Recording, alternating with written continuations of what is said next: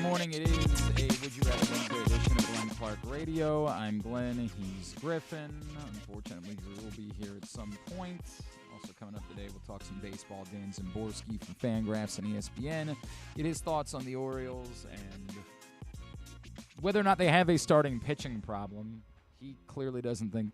It's very weird that like they're talking about bumping Kyle Bradish back like they have a good option for tomorrow.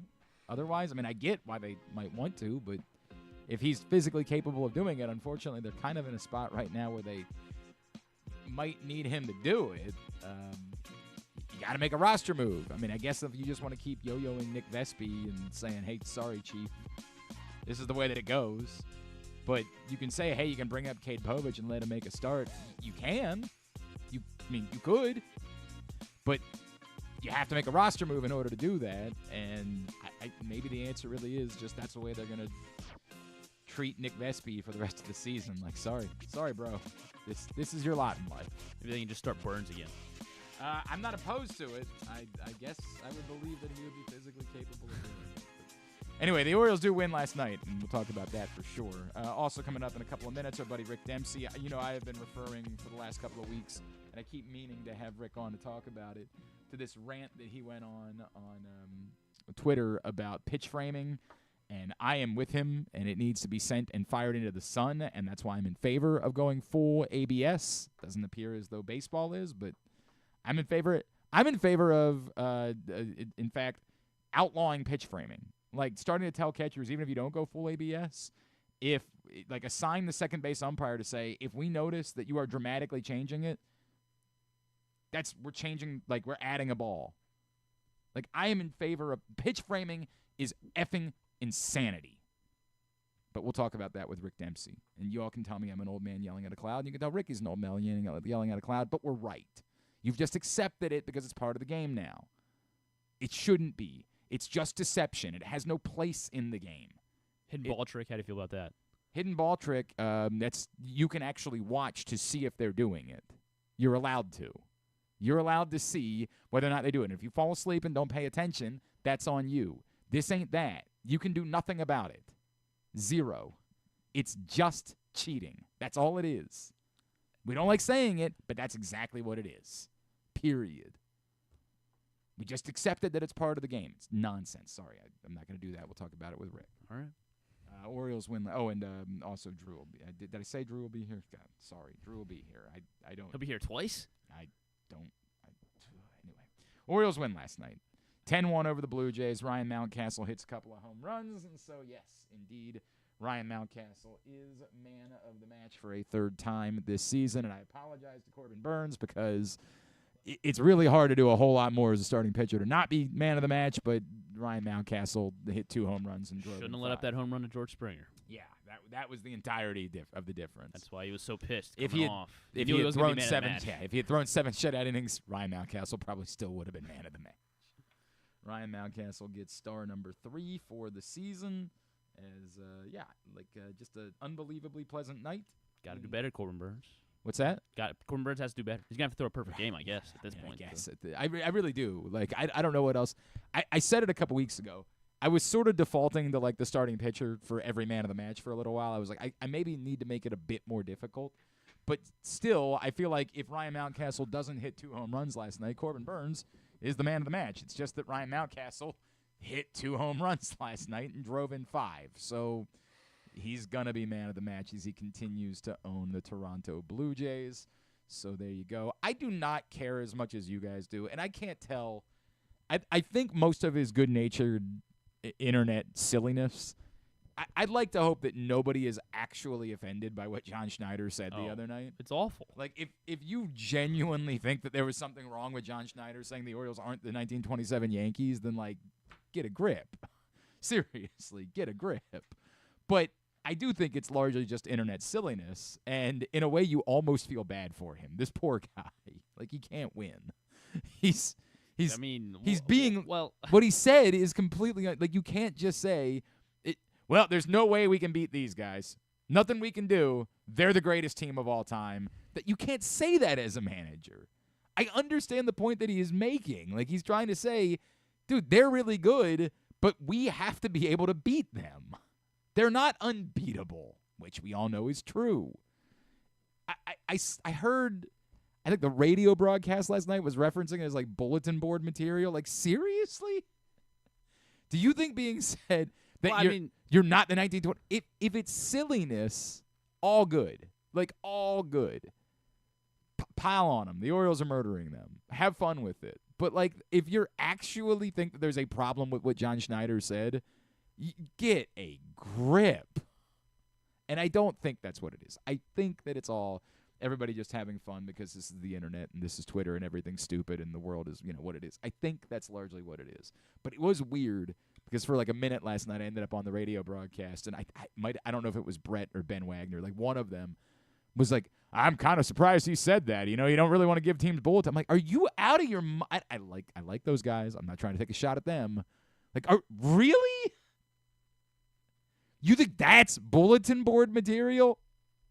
I mean, it could be. No, if that is, then there's a deeper, darker. Well, I mean, it's like the Michael Jordan thing. Like the guy said hi to me. Like that's like they scored 7 runs before he said that. I don't think that it's. I don't think any. Imagine. Back and scored 10 now. Imagine caring that someone said. After what he said last night, they're gonna score 13 today. Probably. Yeah, that's what did he say last night? He said something about Corbin Burnes maybe not being the greatest pitcher of all time. He's not the greatest pitcher of all time. So. Well, and again. So they are gonna throw Corbin Burnes tomorrow. Just to go turn around and do it again. It's so silly. It's so silly. Albert Suarez makes the start tonight against Jose Barrios, as the Orioles have already clinched the continuation of that streak. Is it 25 consecutive series now that they have? I don't remember what the number is against AL East opponents. Oh. That they have not lost a series, so that for sure extends. They would like to go ahead and make this a series that they win. They get 2 opportunities to do that. And then, yes, the real question is what happens tomorrow, as Brandon Hyde said, that they're thinking about giving Kyle Bradish an extra day, not like skipping him through the rotation, just an extra day and bumping him back to start him in Tampa instead of starting him tomorrow. And we talked about this yesterday because Matt Torper said, I'm worried that Kyle Bradish can't make it through the season. And, like, if you have fears, you certainly don't like hearing that they think that Kyle Bradish might need an extra day. I wondered if some of that might be based on if you're not just going to announce that's what you're doing, what's factoring into that? Is what's factoring into that you want to see the results of the next couple of games before you make that decision? Like if you lose the next 2 games and now you need the game in order to get a split in the series, do you say, well, now we've got to throw Bradish? I don't know why you would put that much on one game in early June. Is it that you wanted to see how much of your bullpen you had to use because the answer ultimately is going to be what the Blue Jays did and it's going to be a bullpen game? You don't really want to have to make a roster move. So if you don't start Bradish, it's going to be because you go to your bullpen. I don't think anybody thinks that's a great idea going into another division series with no off day. It seems like at this point, your options are just go ahead and pitch Bradish, bring up Cade Povich, who I believe is supposed to be pitching tonight for Norfolk. So my guess is, like, we get an answer tonight. Like, if Cade Povich doesn't throw, that probably tells you that he's pitching tomorrow in Toronto. Although he's got to be there by 1 o'clock tomorrow. It's not like they have...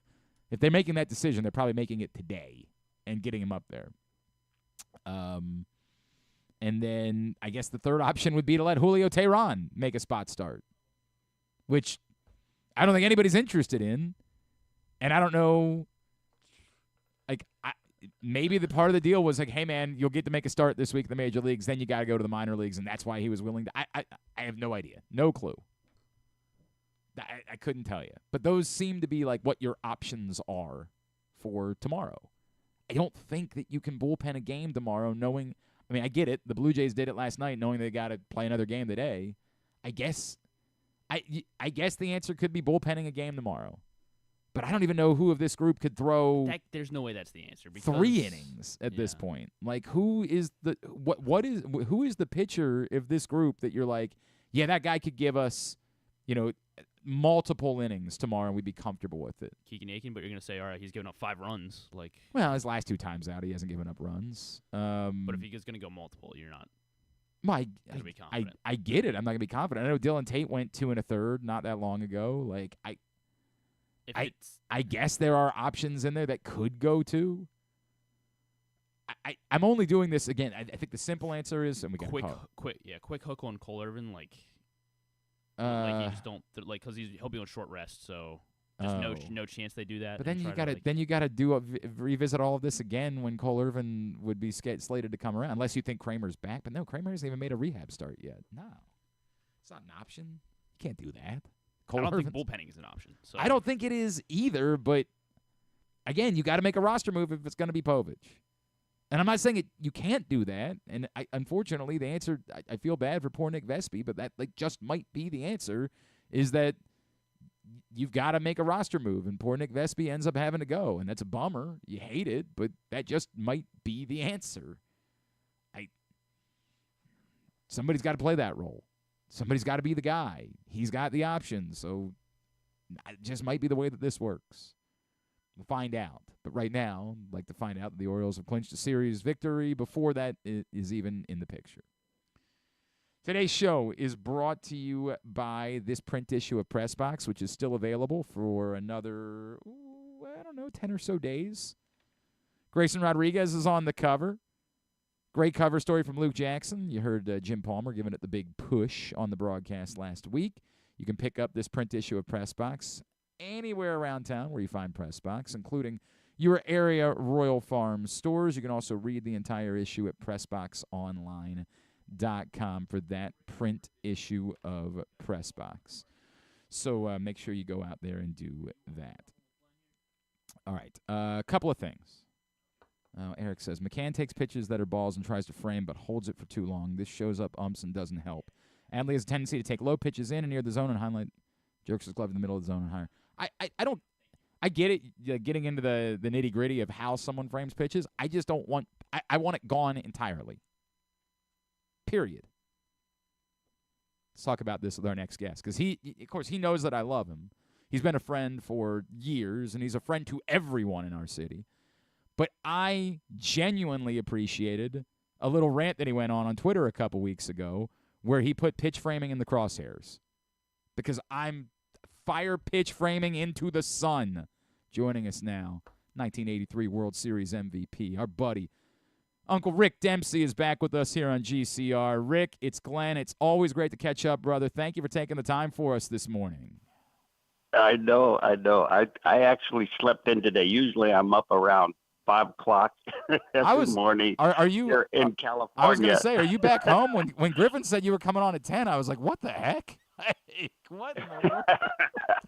I didn't know where it was, California time or Baltimore time. So I got up and covered both of them. I'm fine, apologize. All right, well, it's always good to talk to you. And you have no idea how much I've referenced this tweet of yours from a couple of weeks ago, over the last couple of weeks. And I keep meaning to ask you to come on to talk about it because you and I agree so strongly about this. But the part of it that I hadn't really thought about, you genuinely feel like you're seeing an erosion of traditional catching skills in favor of the focus that now is being put on catchers in terms of pitch framing.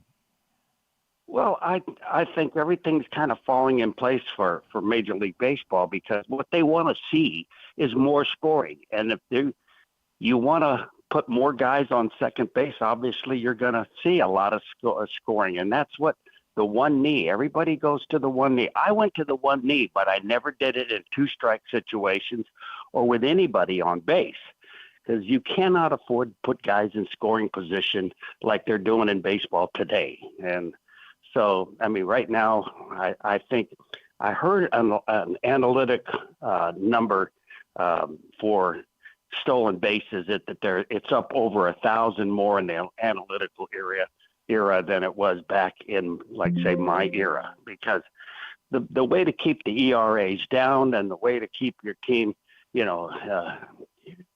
up in scoring, in winning ball games, actually, is to keep men, from scoring at second base.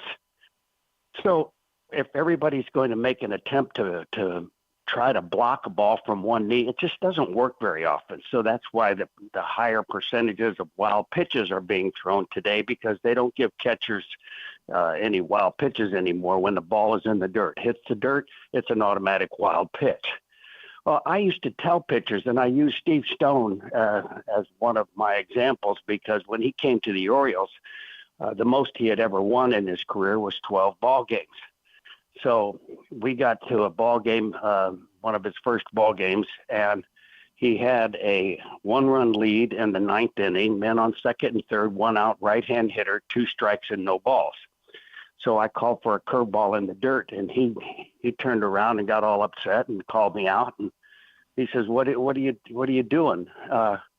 He says, "I'm not going to throw a ball in the dirt, have it go to the backstop, and have the tying run score and the winning run go to third with less than 2 outs."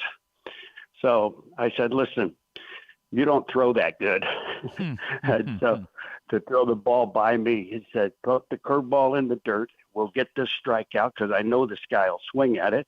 And we'll go to the last guy and see how we get him out." And so he throws the curveball in the dirt, and the guy swings at it. I block it, and I pick up the ball, and I fire it back at him about 90 miles an hour. And I said, "Now the rest is on you." So he pops up the guy to left field, and he wins his first ball game.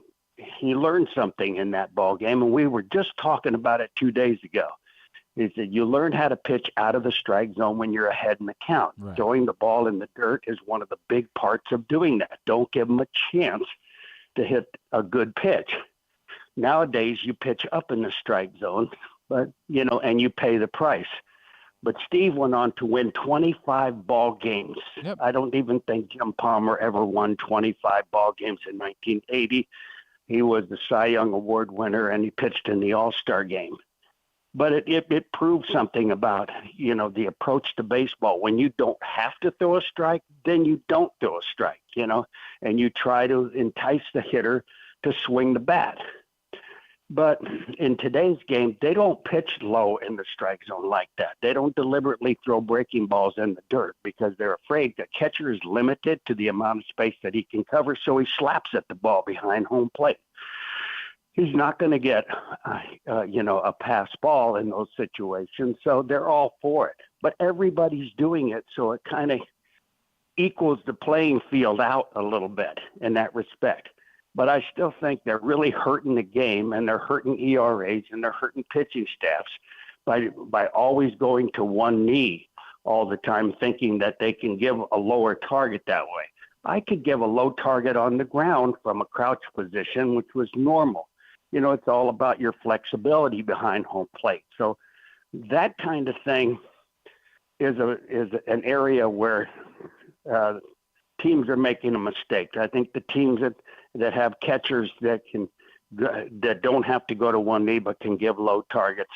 The analytic. I mean, the thing about framing pitches and everything. Everybody's version of framing a pitch is a lot different.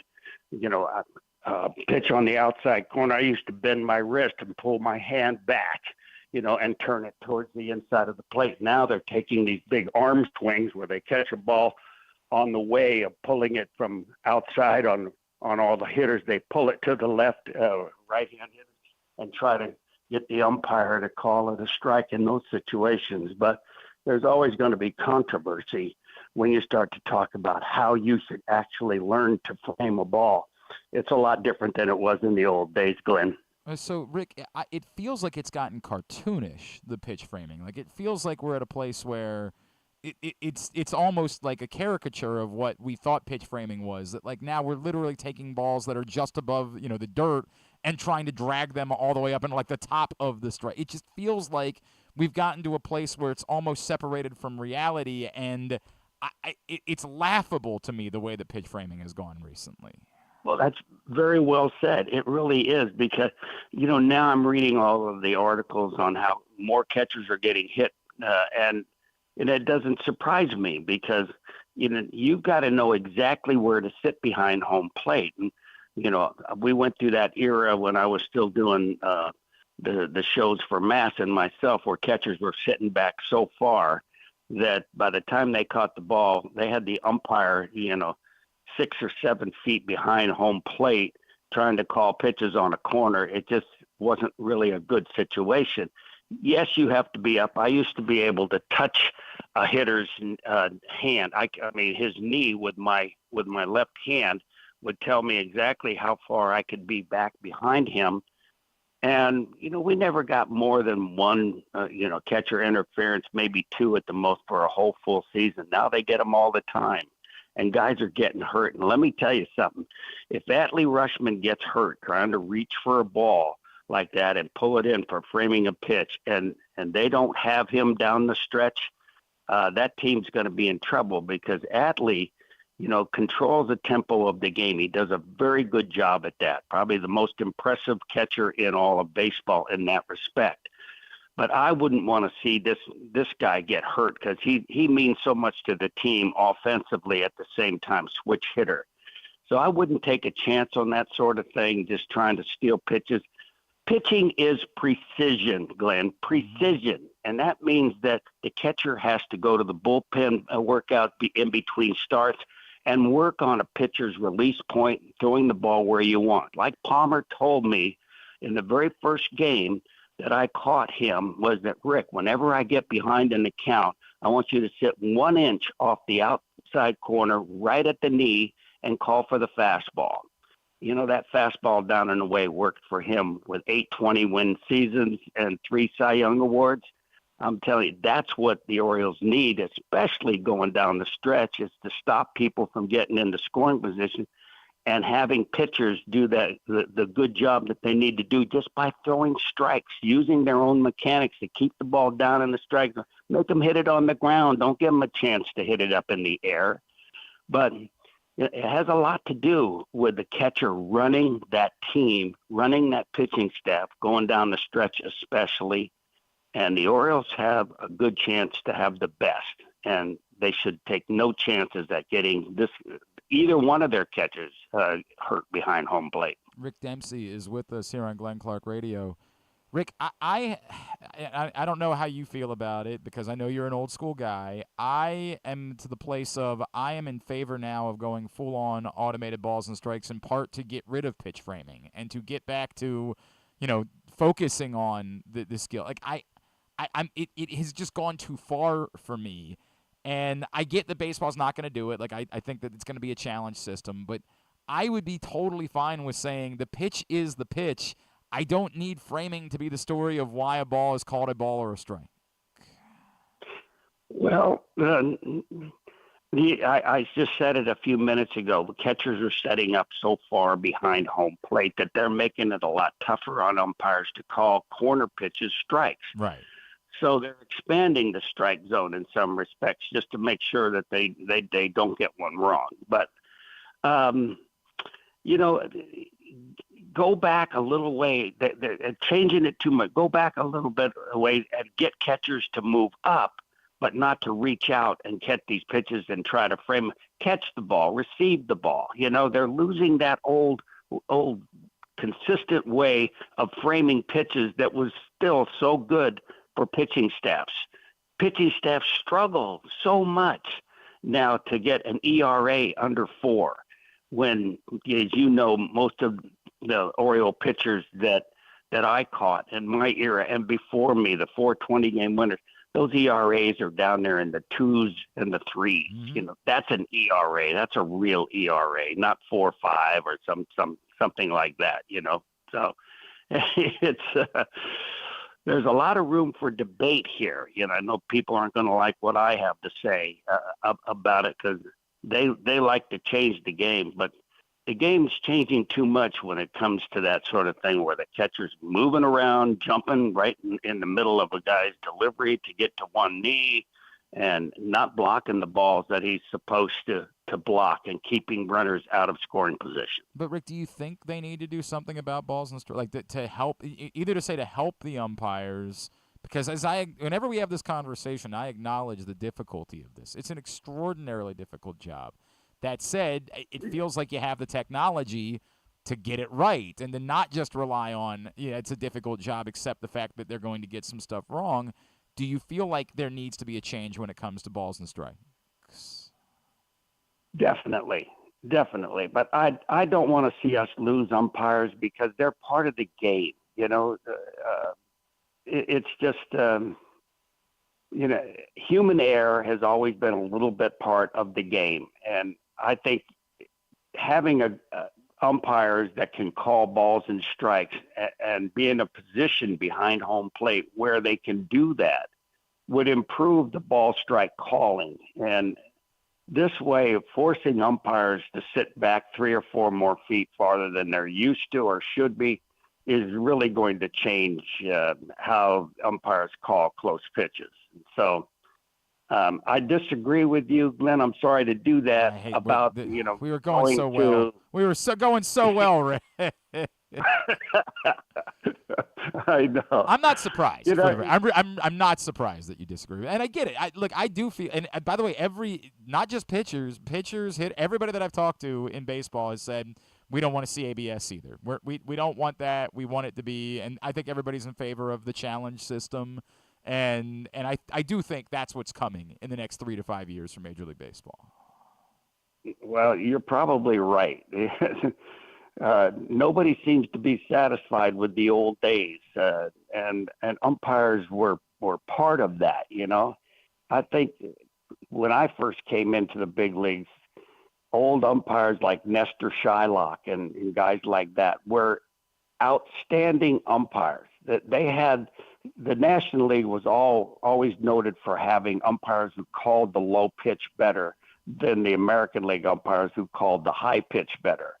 And so, it changes a little bit, but it's part of the game that you have to learn, just like reading a hitter and reading a pitcher and those kind of things. And is that you're going to say, hey, Nestor Shylock's umpiring today, so he's going to give low pitches. Right. He isn't going to give high pitches. Right.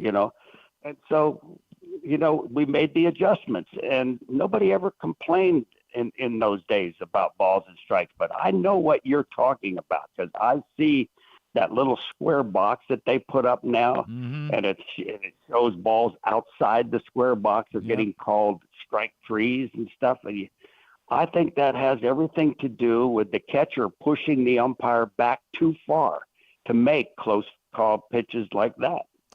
Rick Dempsey, he is a part of the Baseball Warehouse, and you can find out more at thebaseballwarehouse.com. And, of course, at Rick Dempsey 24, as always, is how you follow him.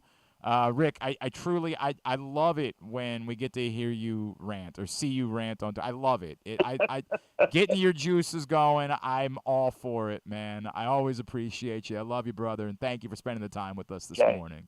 Thank you, Glenn. All right, babe. Good talking to you. That's our friend Rick Dempsey. I'm not surprised. I'm not that Rick, despite the fact that he thinks we agree about how cartoonish pitch framing has become, I'm not surprised that Rick is not in favor of ABS. Rick is, as everyone knows from the years that we've spent with Rick Dempsey, is an old school guy. Like, that's just who he is. So I'm not surprised at all that he's like, yeah, but I'm not doing that.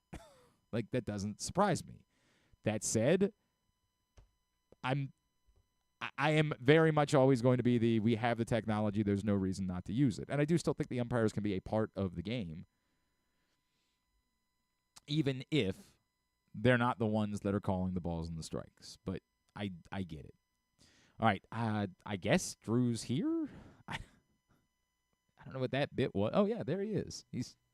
You all right? You can be okay? No, you're getting up there. Very agitated. It's not a good day. What happened? I don't even know where to start. I mean, where do you want to start? The sham trial? Oh, okay, that's what we're doing? You want to start there? You want to do that? Yeah. That's one thing. Okay, right? What else you have on your? I'm driving in. Yeah. And I hear this. What? On the Golf Channel. Ready? Okay, yeah. Mm-hmm. I was going to save this for That's What's Wrong with This Country. Oh, okay. Do you want him to hit the music? Yeah, hit the music. Okay. I'll get into the sham trial. Let's not do that. Why don't we pass on the sham trial? And you say to yourself, this is the problem with this place. I do have a theory. What's wrong with the country? Yeah. I do have a theory I want to. We're not willing to How do you turn these? How do you turn his headset down? There's another thing wrong with the country. Which one is he? Is he number 2? I think it's the second. 3? You sure? Down. Is that turned down? Yeah, I think you're 2. I can't hear it. I think you're 2. Yeah, is that? No. No, you were 3. All right, then go back to 3. Whatever. Okay. That's what's wrong with the country. I do want to get into the sham trial, too. No, we're not doing the sham trial today. You're even saying it now. You've been convinced. Don't care. I just don't care. I guess this will be brought. I don't really want to give this a sponsor at the moment. It'll be brought to you by County Sports Zone for the latest all summer long. You want to know about previews and coaching changes, things along those lines at the high school sports level. You'll be able to find it countysports.zone, which is proudly sponsored by your local Toyota dealer and buyatoyota.com. All right, what's your thing? All right, so you have Sirius XM? No, I haven't. Okay. I haven't for a few years. Okay, I'm going to throw some names out, and just remind me or tell me if you remember who these people are. Okay. Christine Stone. No. Rachel Steele. Why do I recognize? I do recognize the name Rachel Cleveland-based rock DJ. Yeah. Awesome. Okay. Yeah. What's the real funny Madison? The real funny flirty girl that does like 3 different stations. Oh God, yeah. Madison something alternative. Yeah. She's awesome. Mm-hmm. And when you hear, and Christine Stone is like the Martha Quinn. Yes. She's like the Martha Quinn of like she knows everything. Yeah. So when you hear her say, "Hey, what's the girl from The Pretenders? Chrissy Hine. Mm-hmm. Hey, she married the dude from Simple Minds." You're like, "Oh, well, if Christine Stone said..." Oh, did she get something wrong? No, she didn't. Someone else did. Uh-oh. So when you hear Madison talk about Anthony Kiedis from the Red Hot Chili Peppers, like whatever she says, you believe. It's fact, yeah. Right. So I listened to the Golf Channel. 92. That's so weird for you. Yeah, right. I'm very surprised. I listened to the Golf Channel almost exclusive. By the way, what's with the pink thing here? Is this some sort of a slight at me? Happy Pride Month. I know you've been celebrating. I got a pink shirt on, too. I know it's been anyway on your mind. But this is a little much here. Give me another color. I can't be staring at this the whole day. What is your beef with a pink windscreen? Makes me want to get my nails painted. It's a brand new windscreen. Well, maybe you should. Maybe I should. So anyway, I'm driving in. I'm listening to the Golf Channel, and I hear a commercial for the U.S. Open. Okay. From the great Dave Marr. That's next week. Next week. Yes. And I hear a commercial from the great Dave Marr Jr. Uh-huh. His dad was... Tom Marr. His dad was Dave... His dad... Anyway, so Dave Marr is a golf historian. Okay. Of... You think, you know how I used to nerd out on the air and I would go... I'll tell you. I'll tell you who won the 1989 U.S. Open, and I'll also tell you who finished where it was second, third, and fourth. Yeah, what shot he hit on 17. You think I could do that? Dave Marr could do it all 4 rounds forever. Yeah, right. So I'm driving in. I'm pulling in right here. Just happened just now. That's why I'm so betwixt. And this is such a nonsense. And I hear this commercial. Yeah. The U.S. Open returns to Pinehurst next week. It'll be the 4th U.S. Open ever. The first one in 1999 featured this moment, a 15-foot birdie putt at the last hole. I know who made that. And then you hear, Dick Enberg say, here's Payne Stewart for the win, and he makes it. Oh, my. Yes. Right? It was a 15-foot par putt. Oh, my God. Well, that's it. Not. I'm out. Not. Cancel it. A 15-foot birdie putt. Cancel our subscription. Because he drove it in the right rough. Everybody knows that. He laid up to 100 yards. Ridiculous. He hit it not to 15 feet. No. But to 18 feet. And then he made it to win. Dave Marr, to borrow the John Colson just found out this, and John is flabbergasted. To borrow a phrase from one of our favorite people. Yes. Dave Marr, you're fired. Oh, my God. Wait, which of our favorite people? Well, the one that invented that phrase. Well, I thought you meant the one that did it to us. No. I thought that one. No, the other. Oh, the other maniac. They have a lot in common. You're fired. Dave freaking Marr said on the air. Well, that's it. It's over. So that is what's wrong with this country. It's over. You can't, and you know what the theme is? Oh, you can't trust anybody? Correct. Okay. You can't trust any because of this one. If Dave Marr can't be trusted to tell us that Payne Stewart's putt was for par, I swear. the world is done. Over. There is no purpose to our existence. If I had heard, I would have longer. just believed it too. Right, So true. He thank would you. have There's the problem. gone on all Now, day. so let me tell you what happens. Yes. And this is what people Aha. This is what people don't understand. Well, you would never be wrong about anything. No. Let me finish this. This is what people don't understand about why you have to get worked up about this stuff. Here's what happens. Mm-hmm. Yeah. Griffin. Yeah, don't worry about it. It's not He important. goes to a bar tonight. Right. Now, let me just play this out. Probably going to be the first thing he brings up. Let me play this out. He goes to a bar tonight, and he sees a cute girl Right. with a couple of her friends. Hey, sweetie. And they have golf attire on. You guys know what happened in the 99 U.S. Open? Can I finish? and he sees they have golf attire on, and he says to himself, Like, you mean biblically? Because I wouldn't be opposed. he says to himself, I like that one, Yeah. and she looks golfy, Right, golfy. and let me go test the waters. Yeah. So he goes up to them, and he Right. starts to talk. Right. He just starts to talk. Yeah. Not about golf, just the way they do. Yeah. Well, they don't really do it at bars anymore, Drew. But he They do it goes on up the and internet. talks and finds out says, Yeah. hey, you can hang out with us If. we kind of know we Oh. like you. Oh. You're a handsome guy. You look like John Oates a little bit, Right. It's a great right? story. Yeah, So this it's is going so places. so listen. Yeah. This is what happens, Right? So Griffin starts talking to the girl, and it's very obvious now that there's some chemistry. Oh, boy. There's and going on and, here. and he doesn't want to be presumptuous, Oh, no. but No. she's giving off those Yeah. air quotes Yeah. signs. Okay. And Griffin says, "You're How are we going to seal the deal? you into golf, right? Right. You know, and She looks golfy and Griffin after then all. says, "Who do you like next week at Pinehurst?" Great question. And she says, "Well, it's funny you brought that up. She's a Max Homa fan, probably. I think Max Homa has a great chance." Yeah. That's what I would assume. And now Griffin he's almost ready to dig his nails in now. Right. And she says, Because Griffin loves Max Homa. "Why don't we go back to my place and watch some golf on the Golf Channel?" Oh, my God. He says, "I think that's a great idea." Everybody says Golf Channel and chill. That's what all the kids are doing. She says, "Let me get an Uber, Yes. and we'll head over there." And Griffin says, "You got it." So they go out. And he's and responsible, not they're- drinking I'd and offer to driving. buy the Uber. they're waiting for the Uber. And she, sort of scratches his back a little, kind of rubs, and This story has gone 15 minutes longer than it needed to and go. he's giving her 15. and it's very obvious. It's very obvious where this is headed. Better than anything else Right? we're going to talk about with him. Right? It's very obvious where this Oh, is headed. yes, correct. And he Golf Channel and says, chill. "Hey, when we get back to your place, They're going to play through. let's watch the 99 U.S. Open Of course. where Payne Stewart, because he doesn't know. It's a Let me natural finish. aphrodisiac. Let me finish. Everyone knows that. He doesn't really know what happened Right.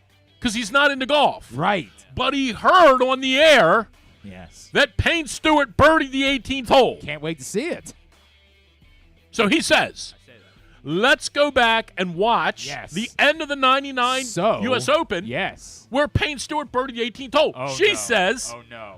I love that. Oh, no. They But- get back to her place. Oh, God. They put it on YouTube. Oh, boy. I thought it was on the Golf Channel.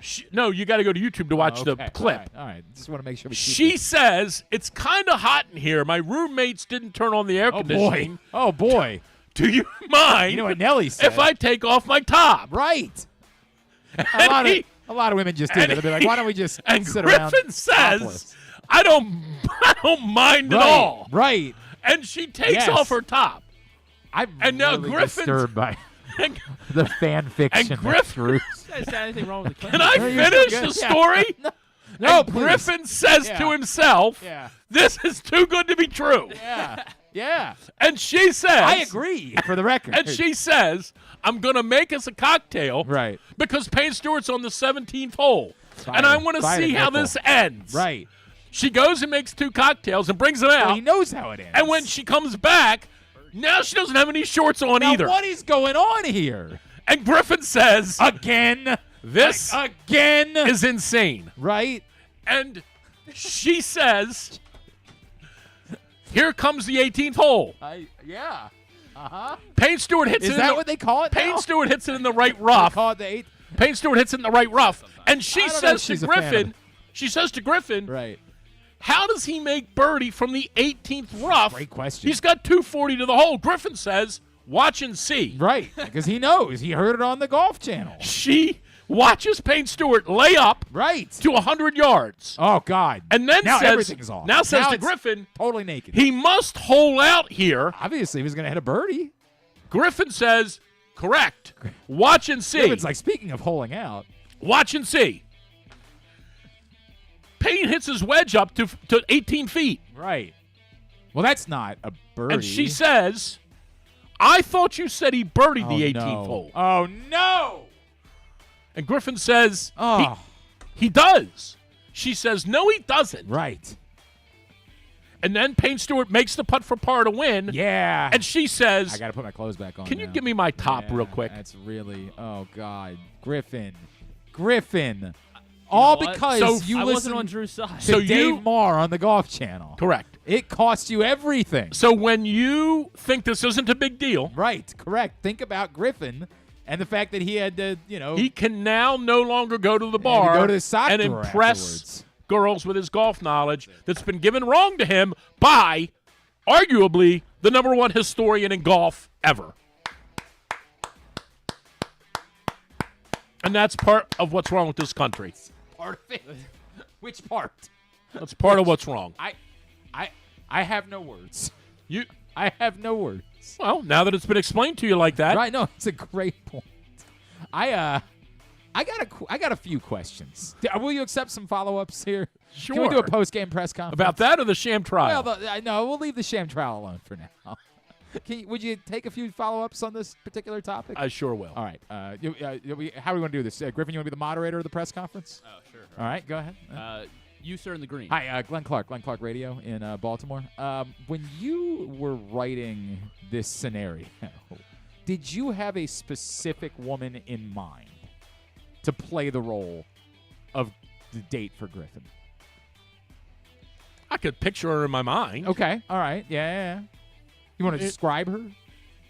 5. Hey, you know what? Nope. I take it back. I don't want you to do that. Never mind. Hey, Griffin, if you don't mind.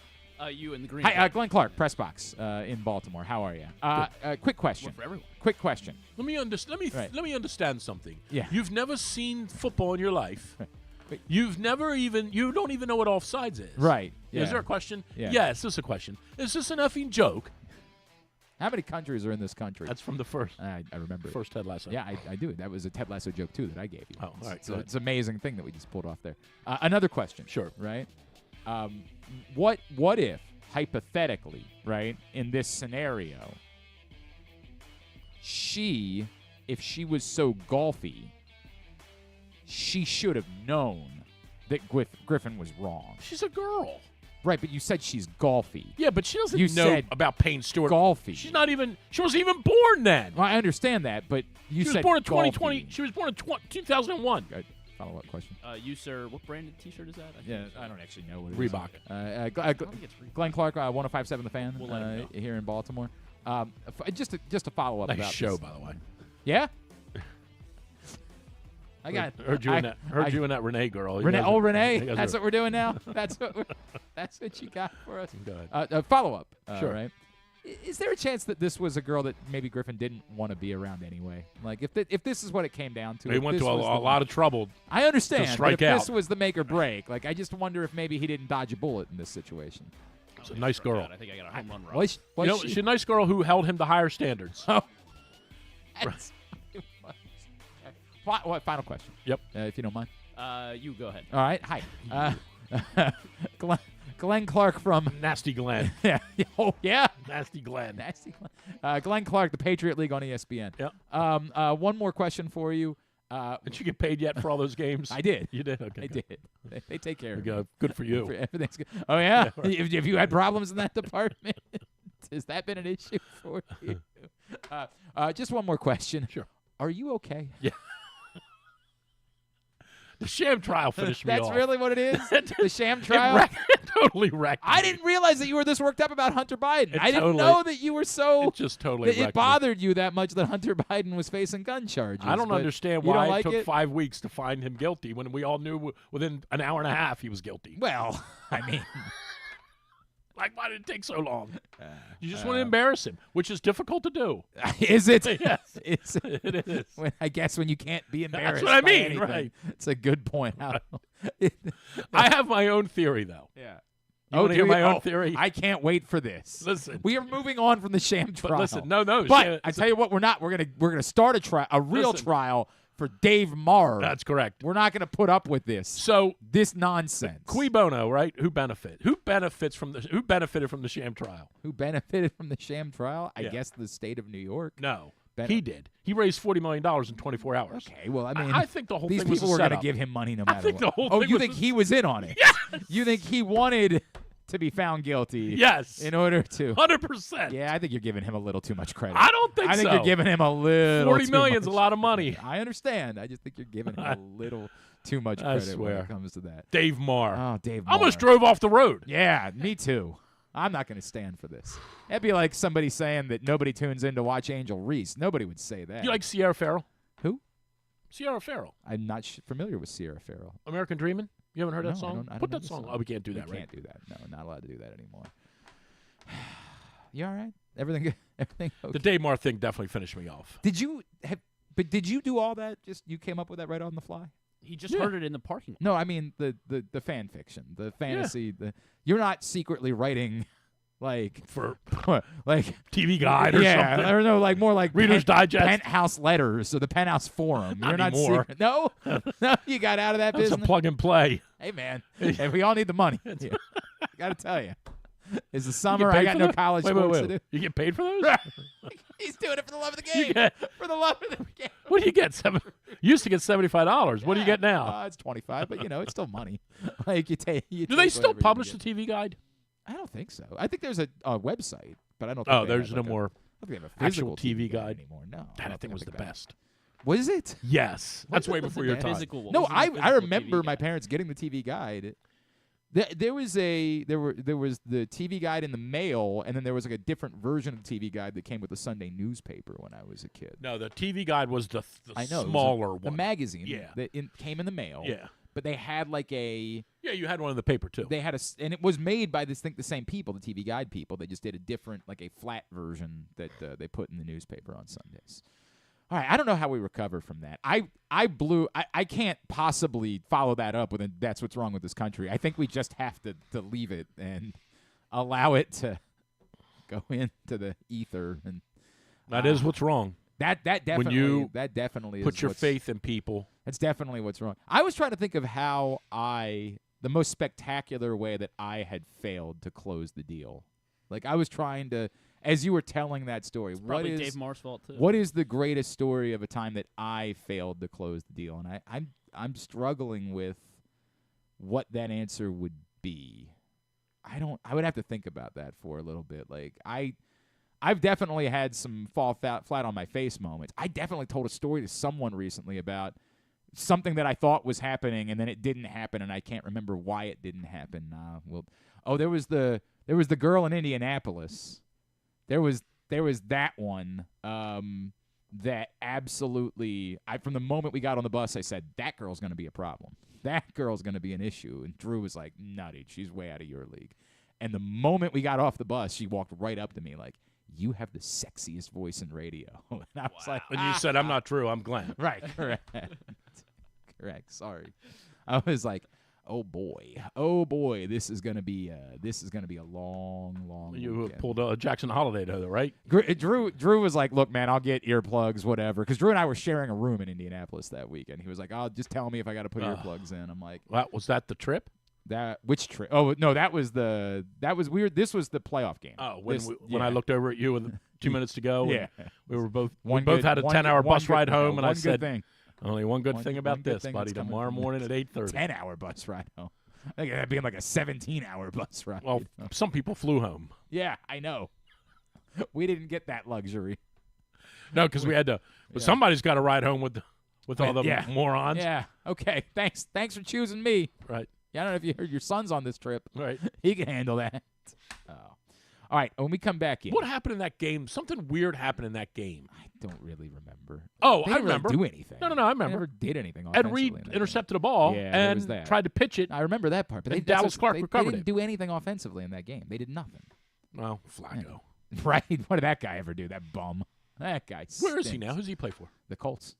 He's with the Colts. He's going to beat out Anthony Richardson, I think. I don't think that, so. Did you see the reports yesterday? Yeah, it was he didn't apparently throw great, any yeah. any incomplete passes. Oh, please. It's May. We're Going June. against NFL players. Oh, I'm surprised you haven't tried to bang the drum that it was a. What is going on here? I'm all discombobulated because of the early Memorial Day. Who the final four? Alcatraz and who else? Alcatraz. Alcaraz is going to play Yannick Sinner. See what happens? Dave Marr. Right? It's Dave Marr. All right, so Sinner. That's the big one on Friday. Sinner, Alcaraz. And then who? And then with Casper Ruud gets a gift into the semifinals because Novak Djokovic hurt his knee, right? Withdrew. Right. And then this afternoon, Alex Zverev is going to play Alex de Minaur for the final spot. Okay. And what about the gals? Well, this is going to be the final spot. Presumably Sabalenka wins. Jasmine Paolini won the other one today. And then the big one tomorrow, the first semifinal. Who's this right here? That's Arina Sabalenka. She is a force. She's a force. Her legs are. She's a force. Iga Swiatek and Coco Gauff will be the other. Oh, nice. You got to love it if their last name's Gauff. I'm rooting for her. Oh, I'm immediately rooting for her. What? You good? You missed me, didn't you? Yeah, I did. I've had 3 weeks to think up great material. I saw you're quitting golf. That's great news. Just the Senior Open. I'm just done with it. I think maybe this. But if you can't make the Senior Open, then why would you play at all? Yeah. What writing's on the wall, my man? Oh, yeah. Too old. Well, you didn't seem like you had that bad of a round. No, I played good, well. but I just can't compete at that level if the golf courses are that long. Well, you know what I would do if I were you? Steroids. Yes. That's what I'm thinking about. You've done them before. Correct. Like, why? I did deer antler spray. You've done steroids before. Kept me up for 3 days. Drew came in one morning. He's like, I'm dealing with Lyme disease. I'm on steroids right now. I'm like, and I loved it. Yeah, I bet you did because you were flying off the handle. Yeah, really? Yeah, you were. That's what did it to me? Yeah. That and Dave Marr. Like those two things. Prednisone. Yeah, it's steroids. Anybody that's ever taken prednisone knows you want to fight everybody. It's unbelievable. When you take prednisone, everyone that even gets in your way, you want to fight them. Well, I felt that way. Yeah. I was like, all right, man, I'll be in the other room. What's been going on with you? Nothing at all. Absolutely nothing. No? What do you want to talk about? I don't know. How the kids doing in baseball? How about we take a break, and then we can come back, and we can talk about maybe some baseball. We can play. Let's talk about who we're trading Jackson Holiday to. Oh, yeah, I saw you do that bid today. Jesus Christ. We got to get rid of Mullins. Oh, yeah? Okay, let's save it. We'll talk about it. Okay? No, we're going to talk about sports? I will try. Well, I tell you what we're not going to talk about because you're not qualified. The sham trial? Well, no, you are qualified to talk about that, actually. The sham trial? I'm not going to talk about the WNBA. We'll come back in. Drew's I heard here. Caitlin Clark's in the league. Yeah. Believe it or not. She made it. What'd you think about the foul? Which one? The one the other day that everybody was all worked up about. The one on Saturday? Yeah. I mean, it was not necessary for sure, but it's basketball. Like, what do you want me to do? Right. Like, if she gets sucker punched, then throw somebody out of the league. But it wasn't even as bad as the foul last week where Alyssa Thomas tried to take out Angel Reese by her neck. What's wrong with these girls? They're all so angry. Well, no, it's more like they're competitors. Oh, is that what it is? Yeah, it's crazy to think about, but like this happens in sports. Like these things but these occur. are women. They're supposed to be gentle. This is and kind. I'm so befuddled by. I really don't want to do this with you. You are definitely not the person for this. Why? What did I do? Because I've read what you have to say. Like you're doing shtick. What did I say? You're doing shtick where you're suggesting that the ratings are made up. You're doing shtick the college women's ratings are definitely made up. They're not. They're no more. Here's what I get. They're 100%. No more made up than any other rating is made up. But there's no way 14 million. Wrong. 14 million people watch that game. This is I didn't and my friends didn't, so I'm convinced that's the way that life is. Well, I watched it. Okay, fine. Then your friends didn't. Whatever you're convincing and my friends yourself. Definitely didn't watch it. You're convincing yourself that or what I really think it is you doing shtick and you're playing into something because you're not this obtuse. Like you're not. Ooh. You got that from Shawshank Redemption. Correct. There's no way you knew what obtuse meant till you watched that movie. Well, I don't remember if I knew what it meant before the first time I watched it. Because that's what got him in trouble. It is. Andy correct. Dufresne. Did you call me obtuse? There was a Shawshank meme going around recently, and I don't even remember what it was related to, but it was it was after the sham trial. Right. It was you remember the famous picture of the kid mowing his lawn and Donald Trump's out there yelling at him? You know I that. think You know the so, one I'm talking yeah. about. The kid's mowing the lawn at the White House. Oh, right. And he's just making the weird. It looks like he's screaming at the kid Right. who's like mowing his lawn, and the meme was, "I need a Raquel Weiss poster and a rock." Oh, okay, I got Which you. is pretty good. Gotcha, right? gotcha. Like, Sure. That was pretty good. Anyway, so There's never been a more appropriate time, and I just didn't do I have it. to take a commercial. There's never been a more appropriate time for the Alonzo Mourning meme than the moment after Trump was found guilty. Why? Because that's exactly what Trump would look like. Oh, Shake his head and then go, yeah. They Probably, who knows? Maybe it'll help, right? probably got me. Yeah. Anyway, so it is bizarre. It's bizarro land where we've gotten into this conversation. There's a bizarro thing that's going on where there are a percentage of people. They're convinced they're the only people. The people that are saying the only reason anybody's watching is because of Caitlin Clark, what they're saying is the only reason I'm watching is because of Caitlin Clark. And because of that, they believe that the world and the universe centers around Caitlin Clark. And Caitlin Clark's a hell of a player. She's a damn good player. There's no question about that. That's the reason. It might center around her. It doesn't. That's the reason why they're defending her the way that they are, is because they know she's a damn good player. And much like the Don't Detroit... call her the B word like Pat McAfee That's true. did. I'm not going to do that. But it was endearing, Yeah, he said. I know it's going to sound crazy. I'm not defending because the point that he tried to make was stupid. But he really in his heart of hearts believed that Thinks he was she's being... No, he believed he was being complimentary. Endearing, right. He believed that his audience, knowing him, would understand that he was saying, like, she's tough, she's a badass, she's a... that's... And if you said all of that, it would be okay. Correct. When you say... Right, correct. What he said, it's problematic, 100%. I agree, but the point that he was trying to make is also wrong, and it's the same thing that you tried passing off this morning. What? This What did I pass off this morning? Nobody's watching because of Angel Reese. No one is watching because of Angel Reese. You're wrong. Let me say this. No one is watching because of Angel Reese. No one's buying a ticket to go watch Angel Reese play basketball. They had to move the game into tomorrow night's game, had to be moved into a bigger arena because of how many people were buying tickets to go see Angel Reese. Where's the game? D.C. And what was the building size? They had 5,000. And now they have to where? move it into the Capital One, into the big downtown arena because of how many people. Not to go see the Mystics. No, sir, they haven't won a game. And not once? Not once. Oh, my God. No What's their one record? is going. They're like 0-10. They're 0-9. I thought that They was played 10 last last night. night. Oh, that was 9 last last night? night. All right, maybe it was 9. Gotta All right, get they're rid of 0-9. Well, they're not good. You got to get rid of them. Got to demote I mean, them. post Elena Deladon, it's not been. Where's she now? I don't know what's going on She with retire? Elena Deladon because, she had a lot of. She got Lyme disease. Right. That wrecked her. You and her, basically the same person, right? Close. More Probably or more less. ways than one. More or less. She still, I guess, they have her rights, but I guess she's just not playing. You think anybody's buying tickets to these games? She just said she's stepping away from basketball. Okay. That's all she said. Do you think anyone buys tickets to these games? Yes. Go try to buy a ticket right now. Go. I don't think anybody buys tickets. You're wrong, Drew. I don't know how many think times anybody to tell you buys this. them. You keep saying They that. might get them. No. Do you know someone that physically has ever bought Yes. a ticket? Lots of people. That's bought a ticket. Yes. Took their credit card out and bought it. You're doing the bit where because my friends don't do it, I'm convinced that means no one does it. You're wrong. I don't know a human being that's flatly. bought a ticket. That's what you're doing. You're projecting because of my life and my experience. That means that's the way that it is. You're wrong. Wait, say that again. Because of my life and my experience, that's the way that it is. Well, that's correct. Yeah. That was just like Wolf of Wall Street. Right. Would you do me a favor real quick? Yes. And say that for me, just, Yeah, right. just like you said Right, it. just like I said it. 100%. One more time. 100%. Say it again real quick. No, I'm good. No, say it, because I want you to say it one more time. Because of my life and my experience, that's the way that it is. Can you say that for me? Yeah. One more time. Just like you just said it. Get out of here. I love when they said that to him, and you saw DiCaprio like immediately in his head say, "Oh boy." Yep. What did I just do? Oh boy. What did I just Can do? you say that for me, just like you said? I think you tried to bribe a federal officer. Right. What do you think a get-in is for tomorrow? See the Chicago Sky play the Washington Mystics. Get in.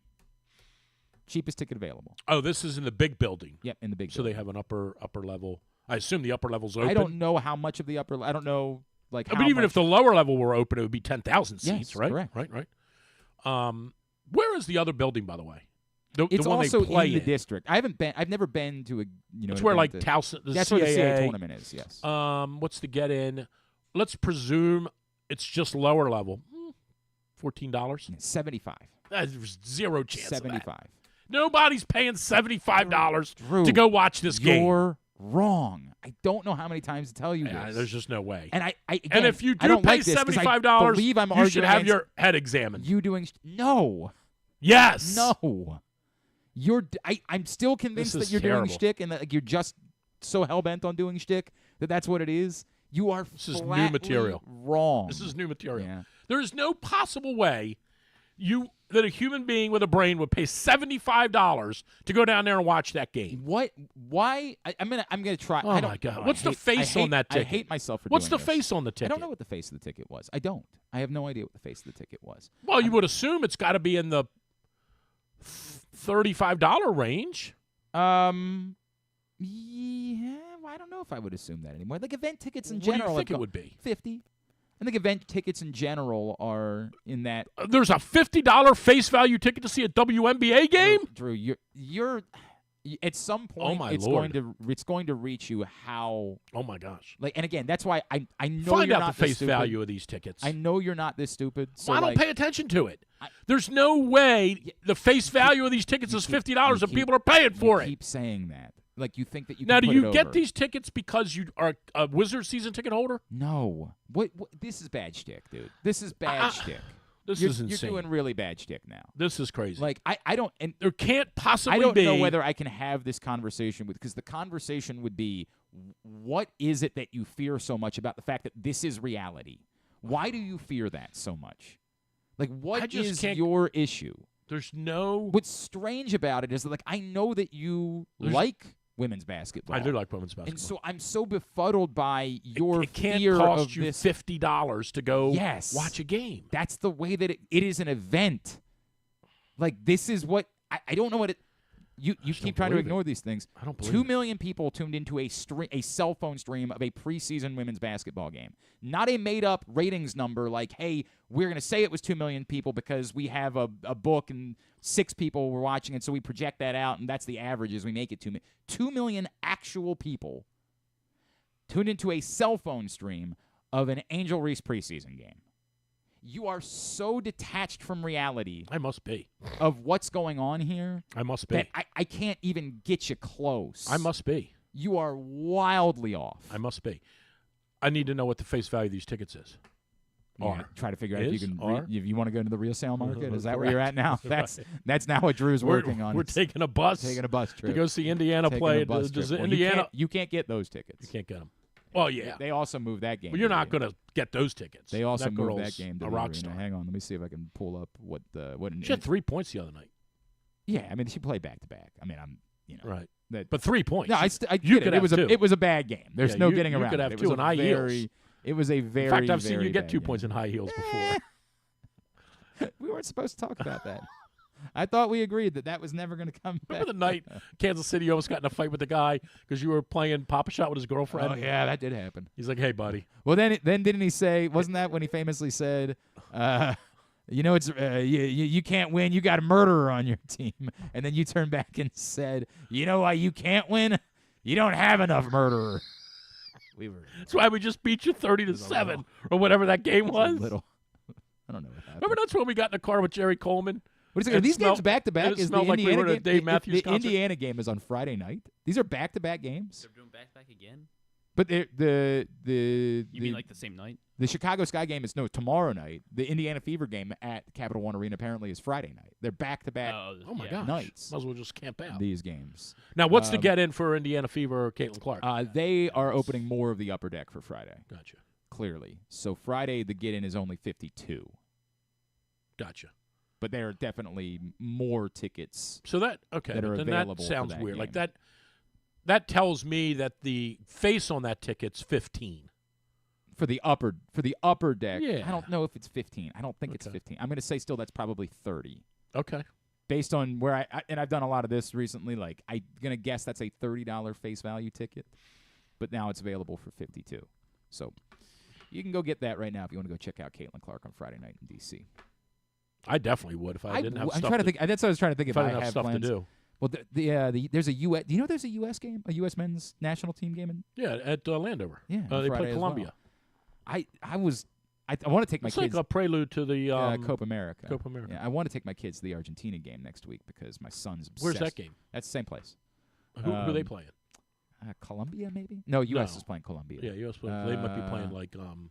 Hang on a second. I'll tell you in 2 seconds who they're playing. Argentina is playing Bolivia or something like that. Maybe Guatemala. Guatemala is the answer. But we got confirmation last week that Leo Messi will be on the team. Oh. So, yeah.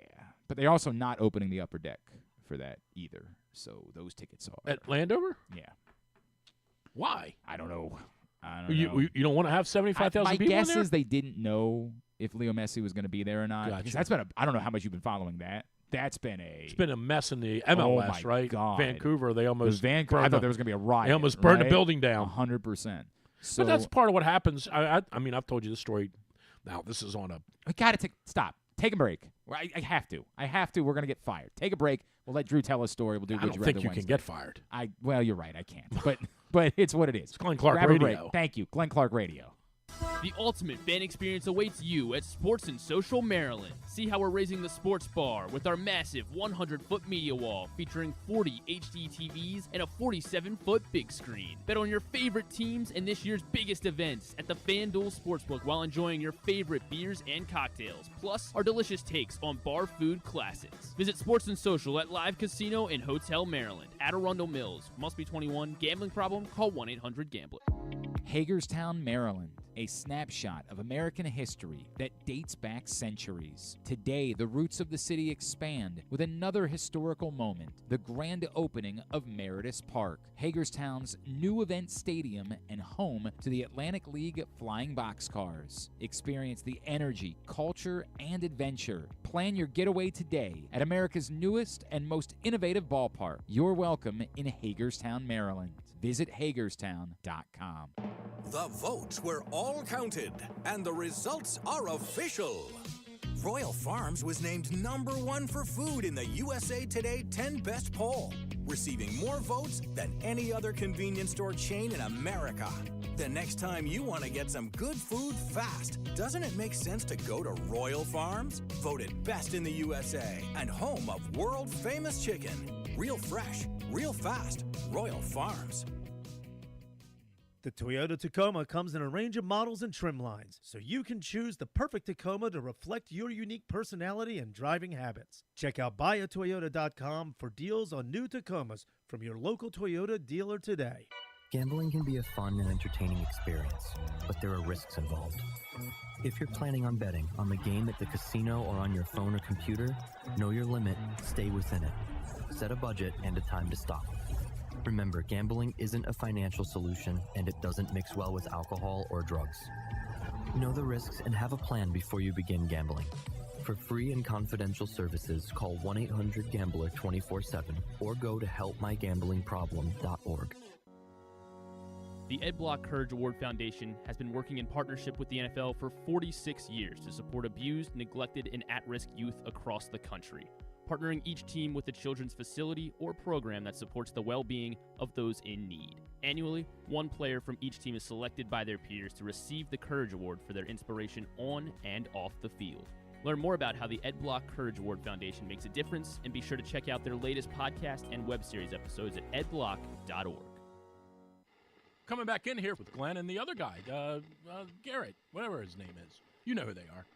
All right, back in here on GCR. So you're going to, you didn't go last weekend, but you're going next week. I'm going Monday. Yep, going Monday, coming back Tuesday. I did not go to Lancaster. I wish I would have. And you've played number 2 before, right? I've played number 2 a bunch of times.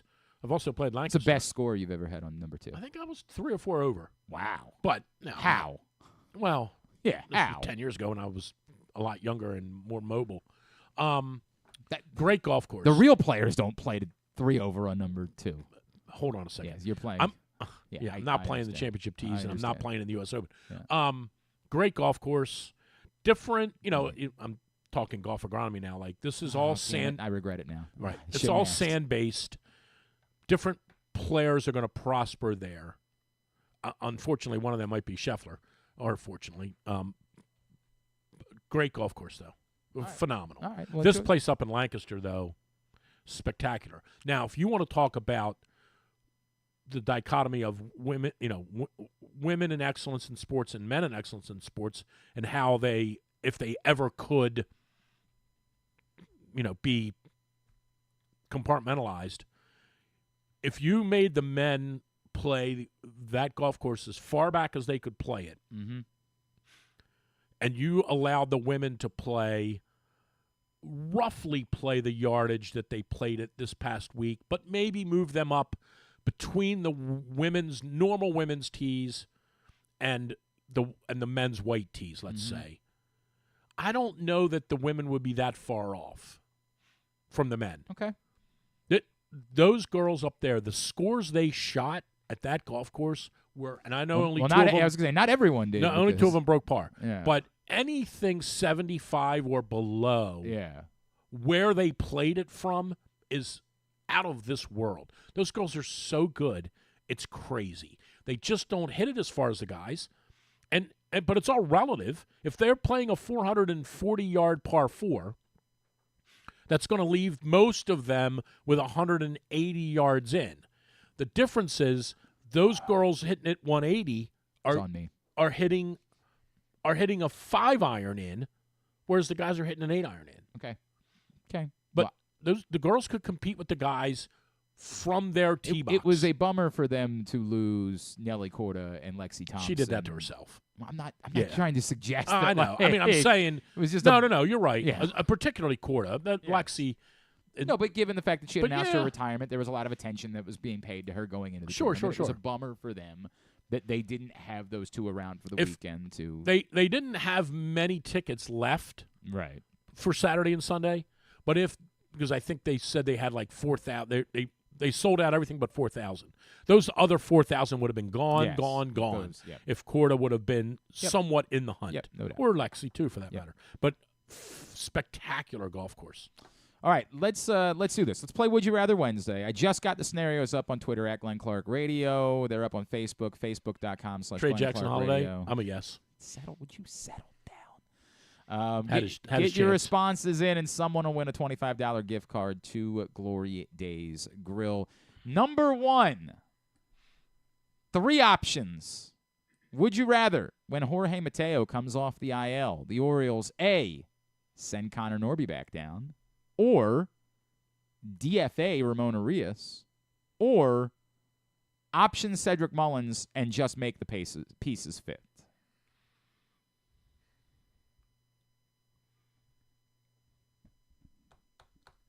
Give me 1 and 3 again. Number 1, they just send Connor Norby back down. Number 2, they DFA Ramon Arias. Number 3, they option Cedric Mullins and just square peg round hole. I'm so down on Mullins, I'm going to say C. Okay. What's Arias hitting at the end of the week here? I get it. He's had 2 productive days. I understand that. I think what I would rather, I don't want Mullins to go, even though I feel like it is, we're very close or already at that tipping point. I think they're just gonna send Norby back down. Well, I didn't ask what they are going to do. That's what I would rather happen. You would rather they just send unless Norby he's gonna back hit, down. unless he's gonna hit 6 home runs the next 6 days. But you can't know that going in. You have to make that decision today. By Norby.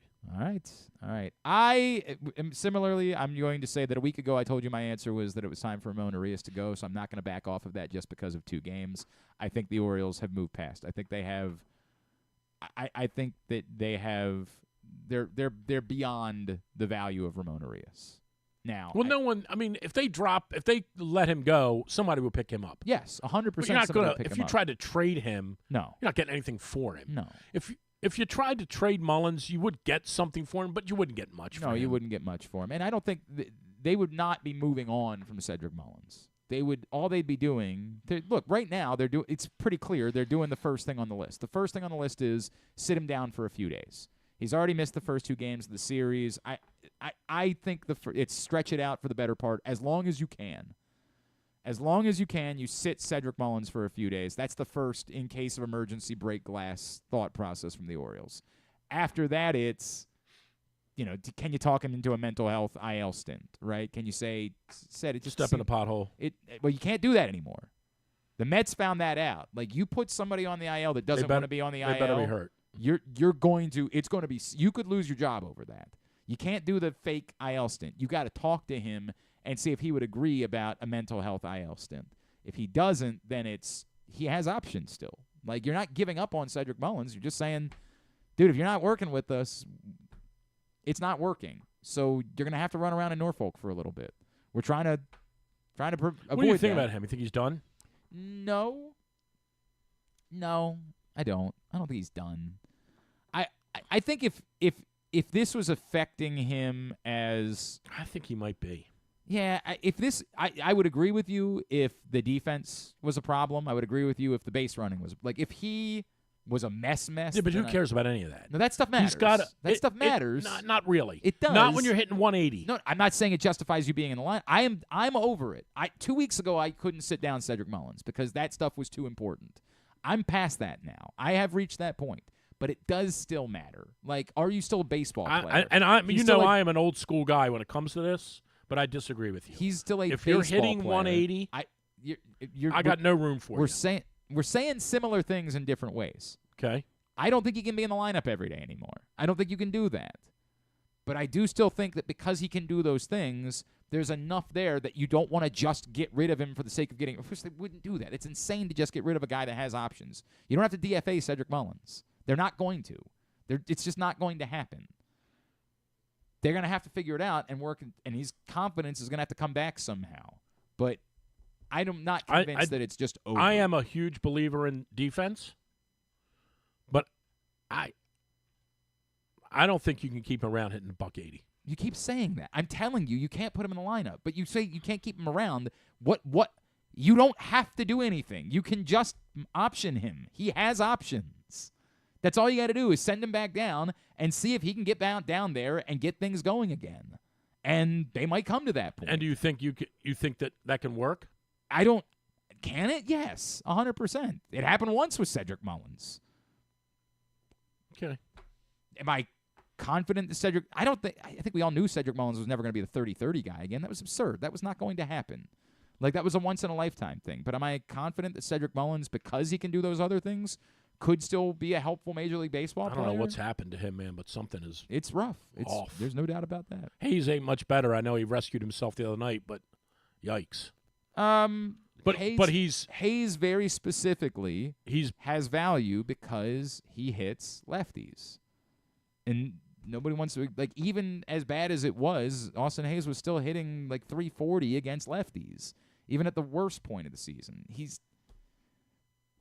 It's tough. Do you take a game against Kevin Gausman and say that's a reason for Austin Hayes to play every day again? I don't know. I don't. Apparently, has just tortured Kevin Gausman throughout his career. I don't know what you do with that. Everybody keeps saying, "Hey, Austin Hayes is coming back around." Maybe, or maybe he's a platoon player. That might be the case moving forward. But I'm so down on Mullins. I get it. I understand. I'm down on Mullins too, but I think that Mullins and his highest end, or even a closer level to his highest end, is still more helpful than I think Ramon Arias is, because I just can't justify Ramon Arias. I can't. You're kind of the same way I am. You're the same way I am with what's his name? With Mullins. I can't justify. You all right? Everything good over there? Okay, you got to order a pizza. I just want to avoid, I guess, since the least path of resistance right now, I feel like is like the simplest move is just. And if Connor Norby doesn't hit for the next 4 days, then that will be the move. But today, I'd be inclined to give. A week ago, I said there's no justifying Ramon Arias being on this roster over Connor Norby, and I'm not going to back. Well, that might be fair. There's it's nothing that he does. Home run last night though. 2 nights ago. 2 nights ago. And he had a nice game last week. There's nothing that he does. And 4 last year. Yeah, correct. So he's got that going for him, which is nice. Right. And hiding behind, it's defense. He's not a good defensive player. He was 2 years ago. Made a dive and play. He did. He made a play this week. 2 years ago, he was a high-level defender. And the rest of his reality career, is, he's by not. the way, you could take – here's the real reality. You could take Hayes, Mullins, and Santander, and you could survive without all three of those guys. Yeah. With what instead? That's the – with Kjerstad and well, you could survive offensively without the three of them for sure. No. Yes. No, you have to replace. Santander still is too much of a middle-of-the-order threat in order for that to be the case. Like it depends on what you replace, but you cannot stick out and just hope for the best. If you take his – how many games is he going to play this year? 140? Santander? Yeah, something like that. 140? Yeah. He'll have 40 good games and 100 not good games. Okay, but he's going to maybe if he maybe plays not that, even that many. You keep I take that back. I'm more like 28. I'm down on Anthony Santander, but in a down season, he either hits a home run and a double and has 4 RBI, or he goes 0 for 4. He has 11 home runs in a down season. That's again projects to a 30 home run season. What's he hitting? I get it. He's hitting. No, I'm asking you. What's he hitting? I know. I'm aware. Okay. But he also What's his is on-base percentage? That's the difference. He's one of the few guys in the team that takes walks. He's got a 300 on-base percentage. What is his on-base percentage? 300. That's no good. You say it's not. No good. Have you looked at the Orioles That's as a team? no good. You keep saying that. 300 on-base percentage is lousy. That alone, yes. But that's specifically because of a 223 batting average. Which is also lousy. That's ungodly. If he hits 240, which is still bad. That's the all bare of a sudden, minimum. That's a 320 on base percentage. That's also the bare minimum. It's not the bare minimum. This team as a team is getting on base at a 300 clip. They would take 320 in a heartbeat. That's still not very good. You keep saying that. They look at what they have. And I like Santander too. I'm not nearly as down on him as I am the other guys, but he's just very, very hot and cold. He's just. I agree with. He's that. no Jay Gibbons. But ultimately, you have a 30 home run hitter in your lineup. Pretending like there isn't value to that in the major leagues is insane. There is value to a 30 home run hitter. Now the argument is, okay, just because Chinese lunch. If he stays healthy all season, you got to give me that. Jeez. I'm not giving you that. You just love that Chinese food so much. You got to have a qualifier. Yeah, I still owe you guys lunch. You do. I'm sure you'll get around to it eventually. Well, I got a hot take about the Ravens. Santander hits 30 this year. If he stays healthy all season. That ain't happening. If he stays healthy all season, then he hits 30 But home what's runs. that mean? It means he hit 30. What do you mean? If he stays healthy, what's that mean? If he doesn't go on the IR at all? Doesn't have a prolonged IL stint, yes. What's prolonged mean? If he goes one stretch where he misses 15 games. If he misses 4 weeks of the season. Yeah, he's definitely not. 15 games is not. 15 games means he hits 24 instead of 30. Not because he would hit 6 home runs, but because he's playing less games. Right. He's just, if you take out, he's already going to miss 25 just because they don't play him. Right. He's going to miss 20, 25. Right. How many has he played so far? They've played 59 games. And he's played 55. Okay. So he's on pace to play 150 games. Yeah, more or less. If he only plays 135, there's no way he hits 30 home runs. I agree. Right. That's what I'm saying. So you owe me a Chinese lunch? No, I'm saying that I'm not. You got to take out the IL. If he stays healthy all season, or we can prorate it and we can say he would have been on pace. Prorating jack. If he would have been on pace to hit 30 home runs, we can do that. No, because you'll wiggle your way out of it. Then I'll owe you another lunch. I'm getting the caveat. All right, we got to grab these. Number 2.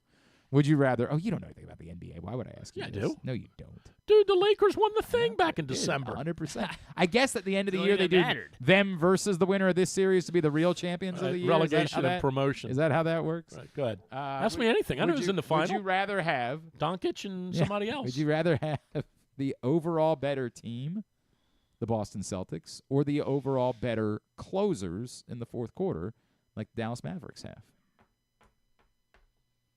Well, I would also say, do you want to have the better player?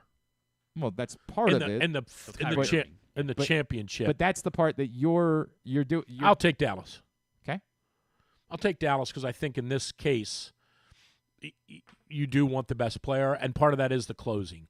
And now Boston, the one game against Indiana. They were down by 9 points with a minute 40 to go. But Indiana's a little bit of a different. Okay, but still, Boston closed out. Boston can close. They did. They closed well against the Pacers. But Dallas is going to be down by 7 points with 8 minutes to go, and win by 6 because Doncic will have. You keep trying to make it about Doncic. You keep trying to make it. In those moments, it is at best 50-50 between he and Kyrie Irving. I disagree with that. And You're I trust. wrong. I mean, I feel confident in Kyrie Irving. Yes, because he's done it. He carried a team to a championship once before. Nobody likes to talk about it because we can't be disrespectful to LeBron. It's been a while since that was. Well, we don't. Also, we're supposed to pretend like LeBron James is. He won it. He didn't. He had a hell of a block at Ask the end LeBron. of the game. 100% if you ask him. That was no a great doubt. play. But all of us that watch know exactly how they won those finals. That was a great play, though. It was a hell of a play. That's exactly right. Tristan J.R. Smith. Who's now a golfer, by the way. He is, 100%. But I'll take Dallas. No Charlie Hall. Dallas wins in 6 games. Would you rather have the better team or the better closers? They got Daniel Gafford, so yeah. I said the better closers. Dallas. Oh, Daniel Gafford's a closer. He's not. Yes. He's not. He is. I'm torn on this one. I've really struggled with this. I do think that I'd actually. rather talk about the WNBA, by the way. You're going to be all right. Man, this is dreadful. You okay? Talking about the NBA. You okay? These guys. I'm still worried. I really am worried about you. I'm fine. You wait till you're 61. Number 3. You're going to go off the rails, too. Would you? Did you hear they're bringing American Gladiators back? No, but I did hear Will Smith's going to be Mrs. Doubtfire. Nuh-uh. That's not true. That is true. That's not true. It is true. It's something somebody put on the internet and you believed it. It's true. That's what that is. No, that's true. Next year. You keep. Next year. It's a remake. No. Check it. No. What is Snopes.com? Yeah, that's not a good start when you search. Check it. It's not a good start. There's multiple websites that do. Okay, they're all saying fat sports. Yes, there is nothing. There's no truth to it. There is no truth. There isn't? It's just something that got up on the internet, man. This happens all the time. I'm heartbroken. Yeah. I thought Will Smith could pull that off. That's seriously not happening. God, he's so Joey old. Saldana would be he's so old. He's so old. That's not happening. Definitely got this is Dave what's Moore happened to this and country. Will Smith? Me. You pass it along to us. Now imagine the scenario. Griffin goes to the bar tonight and he says, I hear Will Smith's and all of a sudden her pants are off and now there's no Will Smith Mrs. Doubtfire. You did that to him. You proud of yourself? You did that to I'm him. very disappointed. Because you regurgitated some nonsense you saw online because you're no longer capable of checking to see if it's fact. Online? Why do they lie? What? You see the poster? Yeah, that's what but they've been doing this. This is a whole new thing on the internet where they make. There was one going around last Christmas about there being a reboot, or not a reboot, but like a spinoff of Polar Express for the Tom Hanks character, and like a backstory on how he became the train conductor. And everybody was like, "Oh wow, I'd watch that." It's not real. They just put anything out there. It's nonsense. Did you see the picture of Anna Delvey with her ankle monitor on this week? Did not see that picture. I believe it's real, though. It is real. I believe it's real. Number 3. Great legs. So they're bringing back American Gladiators. Okay, I don't care. They're going to do it on Amazon. Would you rather? You got to spend 30 minutes going through Powerball against roided up American Gladiators, or 30 minutes. How do you know they're roided up? It's 30 minutes. How do you know they're roided up? In a room. No. Okay. Locked in the room. No. Okay. With 8. No. This is a big story this week. Coming to a home near you this summer. Okay. The Joro spider. No. Giant venomous flying spiders with 4-inch legs. No. No way. Well, let me see it. Oh. No. Oh. I'm fond of That's spiders. what the Joro spider looks like. What the hell? Yeah. There Wait. you go. Flying spiders. 8 And what do Joro. they do to you when they bite is you? They Powerball? kill you? Powerball is the one where you got to go like stuff the ball into. They're coming running at you, trying to tackle you as you're trying to do I stuff. get the Does padding this and thing stuff? kill you if it bites you? You can wear pads, but I don't know if it's going to help that much. Does this thing take kill the- you if I'll it I don't bites think you? I don't will think take it the beating. kills you. I This don't is how think we're it- going out, huh? This is the Joro spider. They thought it was going to be COVID Yeah. until Fauci Turns told out. us all the other day. Right, that's a great point. I made most of this. That's exactly what he said. As you've also read the internet. You've I made figured most that of this out. up. That's The exactly what 6-foot he thing, said. I don't know. He nailed it. People have reported seeing Joro spiders across much of the eastern United States, including in Florida, Alabama, Mississippi, the Carolinas, Tennessee, Kentucky, Virginia, West Virginia, Ohio, and No. Maryland. What parts? Like We're southern, Maryland. western. And what does part it of land Maryland am I on you never and going bite again? you? Oh my All right, god. I'll read a It's little bit kind from of CBS. cute looking. It's kind of cute looking, he says. First came the spotted lanternflies, then the cicada. Oh, for God's sakes, I'm sick of that. I'm not a big... Earlier this year, New Jersey Pest Control warned of the incoming spiders, saying Juro spiders will be hard to miss as females have a leg span up to 4 inches and are known for their vibrant yellow and gray bodies. What sets them apart, however, is their ability to fly, a trait uncommon among spiders. Oh, who made these? Get to the, so this is God. I was just going to say, this is how God. This is how God's going to end it, huh? He always said, "It ain't going to be. It ain't going to be forever." What did we do wrong? What do you think this is payback for? Which one do you think? Where do we start? Which one do you the think Vietnam War? They don't really explain what happens when you get bit. That doesn't seem to be. The Iraq. They're holding that up. Oh, this is so misleading. Nothing happens. I still don't want to be around it. The arachnids are venomous, but Coyle says they do not pose a danger to humans. Forget about it. Get it out of here. I bet they do. Well, yeah, you're going to freak out when you see them, 100%. All right. And then as you're running away from them, you're going to trip and fall. Then maybe I win the gladiator game. Give me the gladiator thing. You're going to go in with the gladiators. I'll get in there with those. You're 61 years old. You're going to die. No, I won't. Either that or the spider will kill him. You got to toughen up. You can't play the U.S. Senior Open anymore. You got to toughen up. You can't play old man golf any longer, but you're going to go run in there with the gladiators. Yeah, but there's something about getting inspired. Yeah, that's what it is. Mm-hmm. Oh, God. All right, there you go. That's Would You Rather Wednesday. Okay. Do you got to go, or are you? What's your deal? Probably. I'm talking Yeah, to I'll Dan check. Szymborski. Yeah, I'm going to check out. All right. What do you want to plug? What are you doing? Just, we're doing our thing at Drew's Morning Dish, writing about the WNBA. Yeah, you're definitely an authority. There's zero chance anyone's paying for F's full sake, price would to go you see these games. Stop. It's terrible shtick. It's so bad. I just don't believe it. Okay, I don't know. Say that again for me one more time, like you said before. Because I don't remember exactly how I said it. Because something about my world. It's your world and your friend's world, so that's your reality. Something like that. You said it better the last time. I know. We got to dig that out and figure out exactly how I said it. That's what you're convinced. You're convinced. I don't do it, and my friends don't do it, so that means no one does it. That's pretty much accurate. That's exactly right. I know. Right. You convince yourself. Have you ever climbed Mount Everest? I haven't. Me neither. But someone has. I'm not so sure. It's like me. Do you know someone It's that like me has? trying to deny that there's. I don't. You're right. I don't know either. any. No, that's not true. I do know someone who has. A preacher, in fact. I know a man of the cloth that went and climbed. Oh, well, Mount that counts. Everest. I don't know. It doesn't count more than somebody else.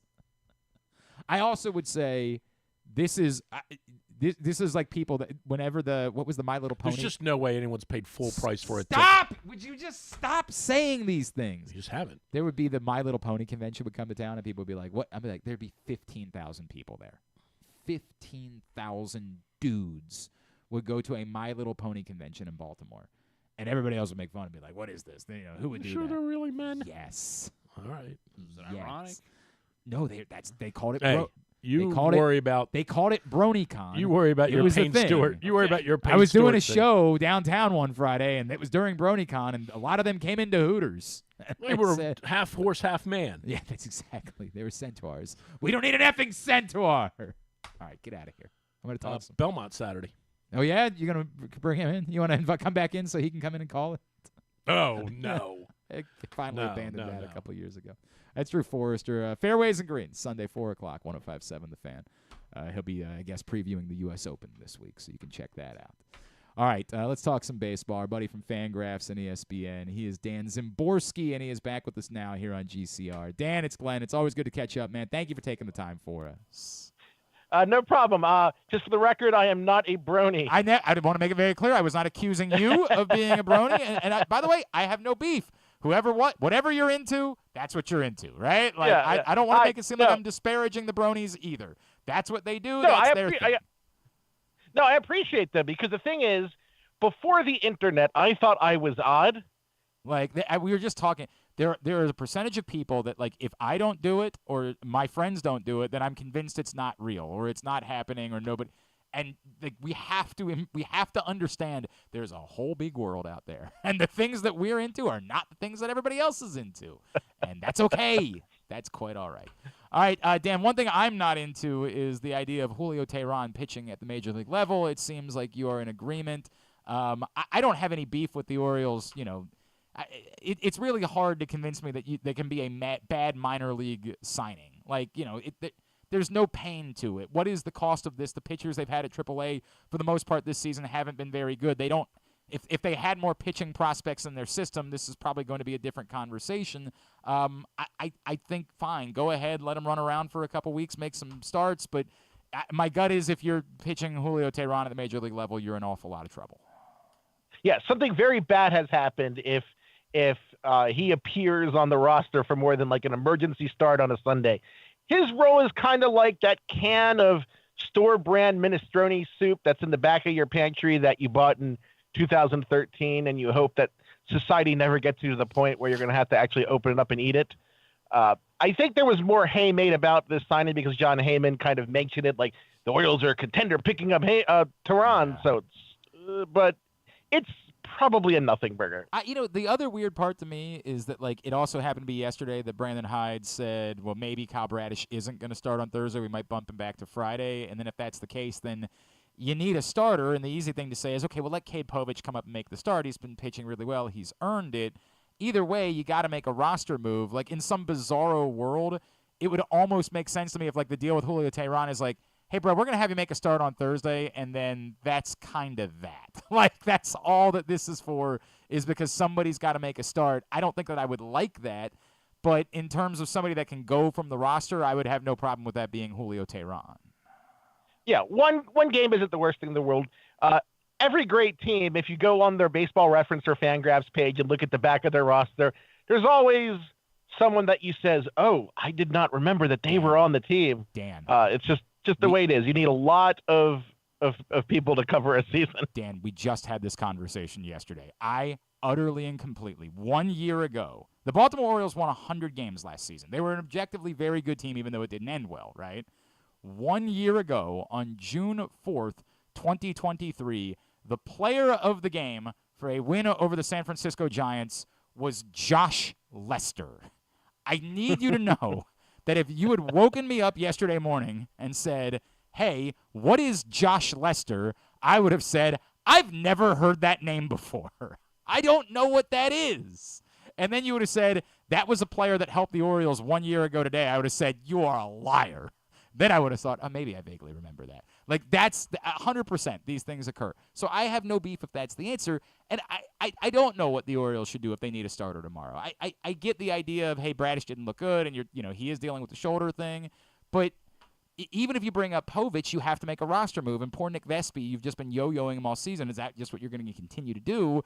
There's not an obvious choice here. This is back into the point where as long as Suarez is in your rotation, you don't really have a long man. Yeah, and to get Teheran back on the roster, not only do you have to add him to the major league roster, you have to add him to the 40-man roster. Right. And I don't have the current status of the 40-man roster memorized, but I think you'd have to probably put someone like Bruce Zimmerman through waivers or Matt Krueger or someone like that. And I don't think that for one start of Teheran that it's really worth that. Yeah, somebody's saying that they're not all that upset about the idea of putting Bruce Zimmerman through waivers, but I get it. Is it worth I prefer Zimmerman to Teheran, which tells you exactly how much Oh, boy, that is where we are. Dan, the bigger picture as far as the pitching is concerned, because, a week ago at this time, I did not think the Orioles needed to be looking at the starting pitching market at the deadline. And I don't want to be over-dramatic about the loss of John Means or Tyler Wells. One, because I don't think Tyler Wells was ever going to be in the rotation again this season. But it does remind me of how somewhere where you feel like you have depth, how quickly that can become a problem, and particularly when after July 30th, you don't have any recourse. Like, you can't then go try to trade for a pitcher, and guys do get hurt or have things go haywire after July 30th. So I've changed my opinion. I think the Orioles should be also, I know the bullpen is the biggest issue, but I think they should also be looking at the starting pitching market at the trade deadline. Would you agree with that assessment? I think they should be thinking of it. And if an opportunity comes up, for instance, the Padres have been talking with the White Sox about Garrett Crochet. Mm-hmm. I think if a pitcher like that is available, it's hard not to have that conversation because the Orioles do have depth to trade from. Like, I love Connor Norby. I don't know how Connor Norby gets on the roster full-time based on how the team is. He's not going to be ahead of Jackson Holliday on the depth chart for very long. I think that the team should be opportunistic, like they were with Corbin Burnes. And also, I think I would feel a little better if Dean Kramer was healthy and on the roster right now. I know it's not expected to be his tricep strain is a severe thing, and he's coming back after a rehab assignment, but it still scares me because you don't want it to be August 2nd and your number 2 pitcher is Cole Irvin. If he's pitching like this, for what it's worth, if he's pitching like this, yeah. Dan Szymborski with the I'm skeptical. No, I understand that, and it's part of what I'm factoring in, right? Like this is why I have that feeling. It's interesting that you bring up Crochet because we were having this conversation yesterday. I would love the idea of Crochet, but our buddy Eric Kratz pointed out, he's like, yeah, but there's no way he's going to have the innings in him to get you to September and October. And I was like, wow, it's a fascinating thought because he's exactly the type of guy that you want to acquire, somebody that you're going to have control over for a couple of years. But is he the guy that you can win a World Series with this year? And in a bizarro world, would you be better off if you're targeting a White Sox pitcher, targeting Eric Fetty, because at some point we accept that this is what he is, and he might have the innings in him to get you through to October? I think what it comes down to is if I'm just looking for innings, I'm just fine with Cade Povich coming up. That's not a problem for me. I think that you want to go more with the Dodgers approach, which is they tend to have about 12 possible starters, all of whom expect about 80 innings because they're half injured. And they just kind of hope to have 4 or 5 of them healthy at any given time. So they juggle, Tyler Glasnow and all their various injured quality players. Obviously, Fetty's a safer one simply because of the innings, but Crochet is the guy who has the upside. Oh, yeah. And if I'm going to trade guys I like for pitchers, I want pitchers with upside who will be here past this year. Right. Because Corbin Burnes is unsigned. We still have to think about 2025. No, 100%. By the way, the Crochet thought isn't. Look, it's going to be a much higher price than it would be for Fetty too. Yeah. The Crochet thought is the one that I threw it out there. I do think it does create.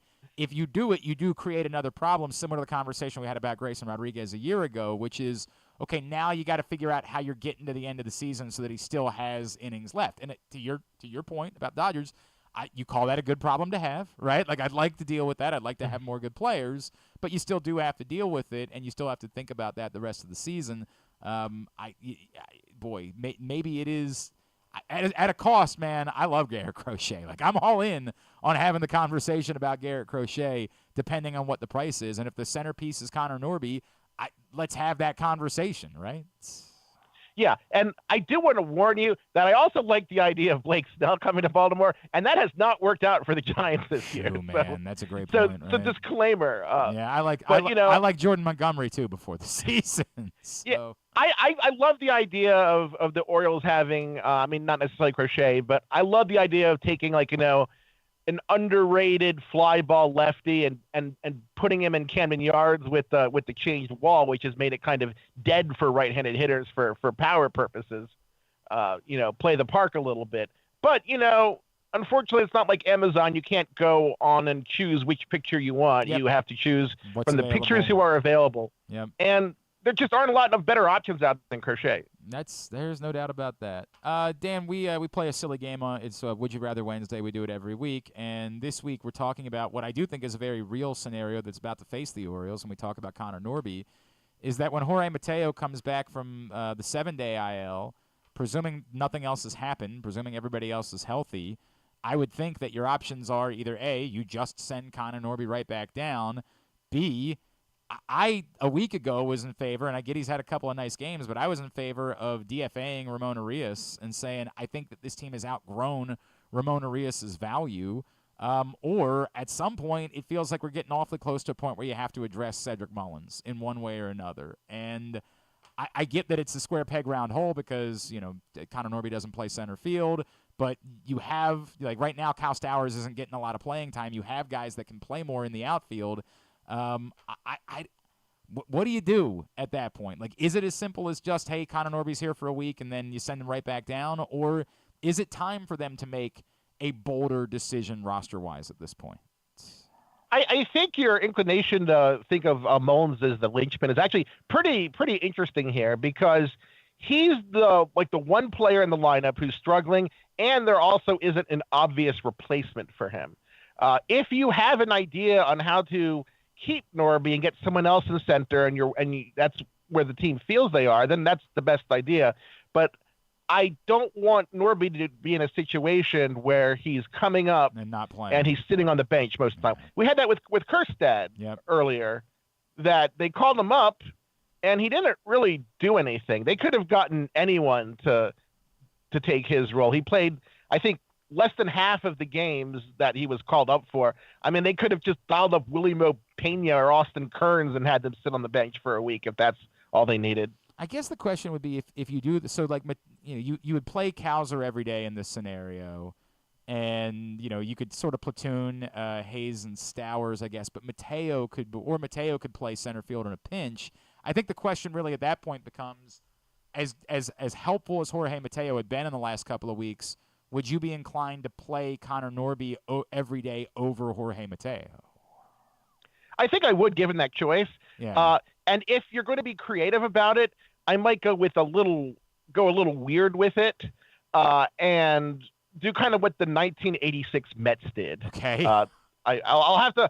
That isn't obvious from the reference I'm making, but they actually kind of had an outfield platoon that was based on on who was on the mound. Mm-hmm. When Sid Fernandez was on the mound, they had some. When they had fly ball picture hitting, they were using Kevin Mitchell at shortstop to try to get him in the lineup. It's not the same thing, but if you're going to start reducing Mullins' playing time, I think you do it when it's least damaging, when you have the ground ball pitchers on the mound. Then you can stretch the defense, kind of like the Yankees did last year with Aaron Judge. Not that I'm pro-Yankee anything. And then maybe on the more fly ball prone pitchers, like you keep Mullins for his defensive value. I'm not sure. There are interesting ways to play this when you're kind of, theory casting this out. I guess I'm really look, man, I am the biggest Cedric Mullins fan alive. Like, I genuinely love Cedric Mullins, the baseball player. I've gotten to know Cedric Mullins, the guy. He's wonderful. I just feel like at some point it does look like it's impacting him. Like, his body language this weekend was bad. And I don't think that you can continue to keep saying, hey, we're more than 2 months into a season, but we know this isn't right. Like, I feel like at some point that has to have an impact on the rest of the team for them to say, how long can we keep riding this out and falling back on what someone used to be? I just feel like there is a breaking point that you have to be reaching with someone who is struggling this badly this deep into the season. Yeah, and you almost wonder if there's some injury involved that he's playing through or not being as upfront about. I mean, he has had some, soft tissue injuries the last year or so that have really nagged his output. I mean, the Orioles are in a different position than they were 3 years ago. They can't give players unlimited rope. They're in a very big, AL East battle against the Yankees, and winning the division versus a wild card, I mean, doubles your chances of winning the World Series. And it's hard to, not do everything you can to try to win that race. This is where I am, man. This is where I am. And sometimes it requires you to do things you don't want to do. And again, this isn't DFAing Cedric Mullins. You don't have to do that. You have options. Like, you have, not just the actual options, but I would still be I would like to talk to him about the idea of like a mental health IL stint and say, dude, even if it's not clinical, we're seeing your body language. It doesn't look right. Like, can we talk? I just feel like there's got to be ability to have that conversation in this process and not just keep saying, well, hey, any day is going to be the day that it clicks. Maybe, but there's a lot of days and a lot of empty at-bats in that process. Dan, I guess I'll wrap with, where are you with Kimbrel? Like, can he be your ninth inning guy to win a World Series? Not my ninth inning guy. The thing about Craig Kimbrel that I always warn people with is that he will be amazing for a month. And then after that month, something really bad will happen, and he'll be absolutely terrible for a month. He's kind of the Dr. Jekyll and Mr. Hyde of pitchers in a way. He's not the pitcher that he was when he was with the Braves. And I didn't like the signing, and I was pretty loud about it over the offseason because I'm not sure if you want to commit to a closer who basically lost his job during the playoffs the previous year.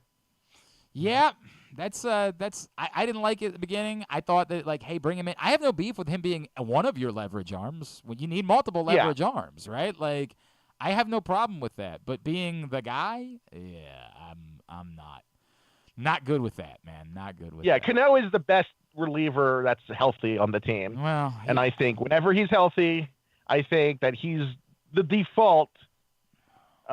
I mean, we can argue about that. Yeah, I felt about Albert Suarez, but I felt that way, Dan. Like, but the last couple of weeks have been rough. Like the moment that I was ready to commit to Cano being the guy, it's been a rough last couple of weeks, and so I'm not sure where. I think the answer has to be external. Like, I just don't think you have an internal. I thought Tyler Wells maybe could be in that conversation, but you know what you could do? Yeah. You could acquire Garrett Crochet and throw in Kopech at the same make time. him a closer for a few months. All right, and that gets you through. Stretch him out in September for starts in the playoffs. Now you're thinking that. But then who's your closer in the playoffs, Dan? That's a problem you can worry about later. Let's just get to first place first. I feel you. At Dan Szymborski is always how you follow him. Fangraphs, ESPN. Is there something else I can plug for you, Dan? No, that's pretty much it. I mean, I'm on Twitter, but no one really should read my Twitter account. It's absolutely terrible. It's silly at times, but I always appreciate you, bro. Dan, thank you, man. Thanks for doing this. Let's catch up again real soon, all right? Always fun. Thanks for having me. It's Dan Szymborski with us here on GCR. All right, we're a mess today. It's been an adventure. When we come back in, maybe we do the tidbit. We'll do tidbit when we come back in, and then we'll wrap with tubular. How about we do it that way? Tidbit next. Glenn Clark Radio. Gambling can be a fun and entertaining experience, but there are risks involved. If you're planning on betting on the game at the casino or on your phone or computer, know your limit, stay within it. Set a budget and a time to stop. Remember, gambling isn't a financial solution, and it doesn't mix well with alcohol or drugs. Know the risks and have a plan before you begin gambling. For free and confidential services, call 1-800-GAMBLER 24/7 or go to helpmygamblingproblem.org. Discover one of Baltimore's hidden gems at Guilford Hall Brewery. Enjoy dinner in our spacious brew pub, sip a signature cocktail in our outdoor dog-friendly beer garden, or take a tour of our brewery. Discover your new favorite local craft beer. From crisp lagers to hoppy ales, there's something for everyone to enjoy. Pair your brew with delicious appetizers and entrees. There are options for the whole family, but you have to try our fan-favorite giant pretzel. Guilford Hall Brewery, where every sip is a celebration. Visit us online at guilfordhall.com. Make the most out of every day in your Toyota RAV4. Available in hybrid or gas-only models. A RAV4 can get you where you want to go in style. Check out buyatoyota.com for deals on new RAV4s from your local Toyota dealer today. The drug scene in Maryland is changing. Fentanyl and xylazine are being added to street drugs, and you may not even know it. Xylazine is not even intended for humans, and fentanyl is an opioid 50 times stronger than heroin, and contributed to over 80% of overdose deaths in our state. Anyone who uses drugs, even occasionally, is at risk of overdose. To learn more, visit stopoverdose.maryland.gov or call or text 988. The votes were all counted, and the results are official. Royal Farms was named #1 for food in the USA Today 10 Best poll, receiving more votes than any other convenience store chain in America. The next time you want to get some good food fast, doesn't it make sense to go to Royal Farms? Voted best in the USA and home of world-famous chicken. Real fresh, real fast, Royal Farms. The latest edition of Press Box is available now. On the cover, Luke Jackson profiles Grayson Rodriguez, talking to people who have been part of his path as the Orioles hope he'll become their next homegrown ace. Also inside, we remember legendary Maryland basketball coach Lefty Driesell with stories from legends like Roy Williams and Bobby Cremins about what it was like to go up against the old left-hander. Press Box is available at over 500 locations around Baltimore, including 60 Royal Farm stores. You can also find the best daily coverage of the Orioles, Ravens, and Terps at PressBoxOnline.com. One of the things that's definitely wrong with this country is that this dude still has a job somehow, some way. Glenn Clark. All right, back in here on GCR as we continue along on a Would You Rather Wednesday edition of the program. Remember to get your responses in at Glenn Clark Radio on Twitter, and you will be registered to win a $25 gift card to Glory Days Grill for Would You Rather Wednesday. A lot of people are like struggling. Again, the question is, what would you do? Not what do you think is going to happen. I'm not asking for a prediction. You don't know how to read the future. Great show, Yeah, I mean, it was actually. Oh no, you were thinking of there was a new What Would You Do that you liked. I'm thinking of the old Nickelodeon I didn't watch show. The new. There was an old school Nickelodeon show with Mark Summers called What Would You Do? I'm talking about John Quinones. What is that? Yeah, that What Would You Do? Was that the new one? I mean, yeah, because he came back, but it was also like around in like the 2010-ish. I don't know anything about that. I couldn't tell you a single word about it, but I know that Mark Summers hosted a Nickelodeon show called What Would You Do? We did have this. That had a chair that had some contraption that was like the Pioneer 5000 or something like that, where like you would sit someone in a chair and they would be hit with like 70 different pies somehow. That was the premise of the show, more or less. So, yeah, some people are struggling with that. I'm not asking you to predict the future. I'm saying, what would you do? And, you know, we're having deeper conversation about it. Matt says, what happens if Norby does well and takes second base job? The conversation about what to do with Holiday becomes interesting. Another position switch to center field might have to happen. I've heard people spitball about these are all that has nothing to do with my thought today. My thought today is about winning a World Series. That's it. 3 years ago, all of my thoughts would have been related to development and what's best for certain guys, and I am not thinking about that at all. This was the Tony Kemp problem to start the season. Like, I could, if you wanted to say Jackson Holliday's not ready, okay. But trying to hide behind, well, we don't want Connor Norby playing second base in the major league because he might block Jackson Holliday's path. Okay. I think Jackson Holliday is going to be a hell of a baseball player. But what if you have a hell of a baseball player? It's just a weird thought process for me that, like, only matters when the team's bad. When the team's good, the only decision-making that I have to do is how do I best go about winning a World Series? And at the moment, I'm more inclined to believe that Connor Norby, not based on him hitting one home run last night, but based on his trajectory and everything that we know about him as a hitter, probably has more to offer than Ramon Urias. Now, I get it. I could end up being wrong. Ramon Urias might be turning things around to being, but I have seen enough of the Ramon Urias show, and I am at a place where my belief is Ramon Urias is not the regular contributor to a team that wins a World Series. And you're okay with just losing him for nothing? Yes, I am. Now, maybe somebody would give you whatever for Ramon Urias. $500. Yeah, whatever it is. But I'm fine with that. I'm not going to lose sleep over Ramon Urias. I'm not suggesting to me I get why it's a relevant conversation. It's a relevant conversation because, one, we don't know that Connor Norby is that guy at the major leagues. And, there have been doubts about Connor Norby, the defensive player, and Jorge Mateo has been getting the job done. So to commit to Connor Norby as the everyday second baseman over Jorge Mateo is tough. A couple people brought that up. Jorge is hot, so he has to be back. Like, I get it. Like, the way that Jorge Mateo had been playing for the weeks leading up to this is not a guy that you're inclined. Does May end up being the Mateo month? It's fair, right? The way that April was a year ago, that we look back and say that's not really who he is, and we're overvaluing a few weeks. It's a fair conversation to have. But we do know that he can still play defense. My point is that Jorge Mateo's roster spot is way more justifiable to me than I'm not even including Jorge Mateo in this conversation. Right. Because his roster spot is extraordinarily justifiable.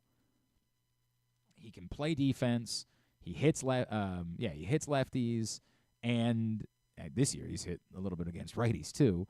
But he hits lefties even when he's bad, and he can be a late inning pinch runner, defensive replacement. He does things that at his best are more valuable to me than Ramon Urias. Ramon Arias, as I keep talking about, we keep saying, well, he's a good defender. He had a season of being a good defender. All of the other metrics do not suggest that he is a good defender. And it feels like I'm war on Ramon Arias. I'm not. I like Ramon Arias, but what are my options? I'm not opposed. Like, if I rank these things, I'm going to say I would still. But number 2 would be Cedric Mullins. The worst scenario to me is the one where Connor Norby just goes back down no matter what. Even though that's what they did with Ortiz and with I'm not doing pretty that. much everyone. I'm not doing that. Besides Westberg, Cowser. Connor Norby, there's nothing more to be gained from Connor Norby at AAA. And again, unless if he goes through a 1 for 40 like Jackson Holiday did, I get it. He can't help you. But right now, there is no reason for Connor Norby to be at AAA. None. And to keep him there in favor of not wanting to have an awkward conversation with Cedric Mullins or not wanting to lose Ramon Arias, those are just not good options to me.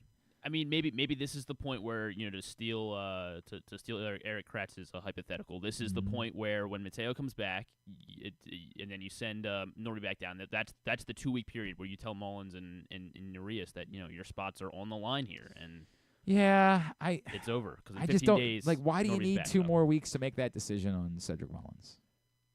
Why? You know what I mean? Like, I get what he's saying, and I'm not. But what? How does that help? You're 2 weeks deeper into the season at that point. That's 2 weeks more that Connor Norby could have been adjusting to major league pitchers. 2 weeks ago, maybe that makes sense to me. You're 2 months into the year.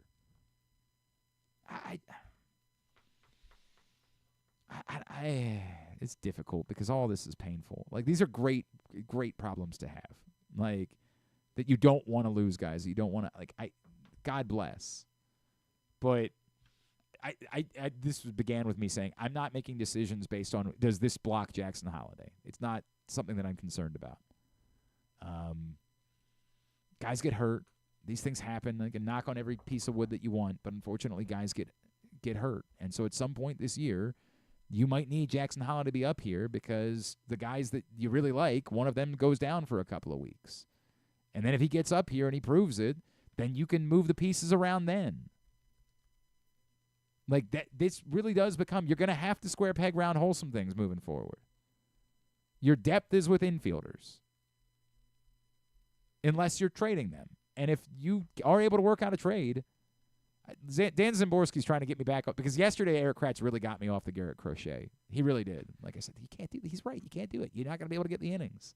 He's 100% right. You cannot count on the innings from Garrett Crochet to be, a top-of-the-rotation pitcher at the end of the year.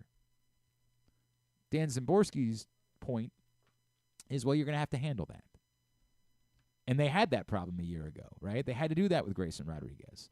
And maybe the answer is Garrett Crochet, you trade for him, and you're acknowledging openly that he is starting every 8th day, something like that. Like that you are doing it with a plan. But the value of Garrett Crochet beyond this year is significant enough that it's worth paying the premium to go get him. It's a fine line, right? Like, are you going all in for the guy that helps you, that definitively can get you over the finish line to win the World Series, or for the guy that's just a smart trade? I'm torn. I'm Natalie Imbruglia. I don't know. All right. Today's show has also been brought to you by the Stan the Fan Variety Hour. Every Monday, Stan Ross and Luke. Every Thursday, Stan and Eric Garfield talking baseball. Facebook.com/PressBoxSports. YouTube.com/PressBoxOnline. Let's get a tidbit. Have you ever thought of taking a cruise to these wonderful destinations with sunny skies and beautiful beaches? Well, wait no longer. We're ready for you to cruise from the Cruise Maryland Terminal. Have a little phrase that you can go from baggage to margarita in about 15 minutes. Choose fun with an array of destinations, onboard activities, entertainment, and world-class cuisine. Contact your travel agent and book your cruise today. Let your adventure begin. There is a place. Nope. Thank you. All right. Here's you do tidbit. I don't do tidbit. You do tidbit. I do Tidbit. Yes, I do. Connor Norby did hit for his first career home run as well yesterday. By the way, Rakabako reports that Cade Povich headed to Toronto to join the Orioles taxi squad, which, well, that presumably means. Now, I say that. It might very well be that it's still hey, we need to have him here because we can't try to rush him up here tomorrow. If they might still have not made the decision yet, but the reason that's written might be nothing more than let's see how tonight goes, and based on how tonight goes, we're going to make a decision about tomorrow. And because if you decide after tonight's game that you need to have Cade Povich start tomorrow. It's out with Suarez today. Suarez today. Yeah, so he goes 9 innings, perfect game, and then you can bullpen it tomorrow. It's really funny. I don't. This might be nothing more than they are really taking cues from Kyle Bradish, and if Kyle Bradish feels fine, then they're going to let him, make a start. It would just be weird that you can't announce someone as a starter until they're on the roster. So maybe that's all. Maybe this is. I take it back. I bet this is. They've made the decision. Povich is starting tomorrow, but they can't. You can't announce that until someone is on the roster, and they're not going to make a roster move until after tonight because then you'd be short one pitcher tonight. So why would you do that? So as I walk it through in my head, this is them telling you Cade Povich is starting tomorrow, which is fine. Like it's fine, but exciting. It's probably bad news for Nick Vespi if I had to guess.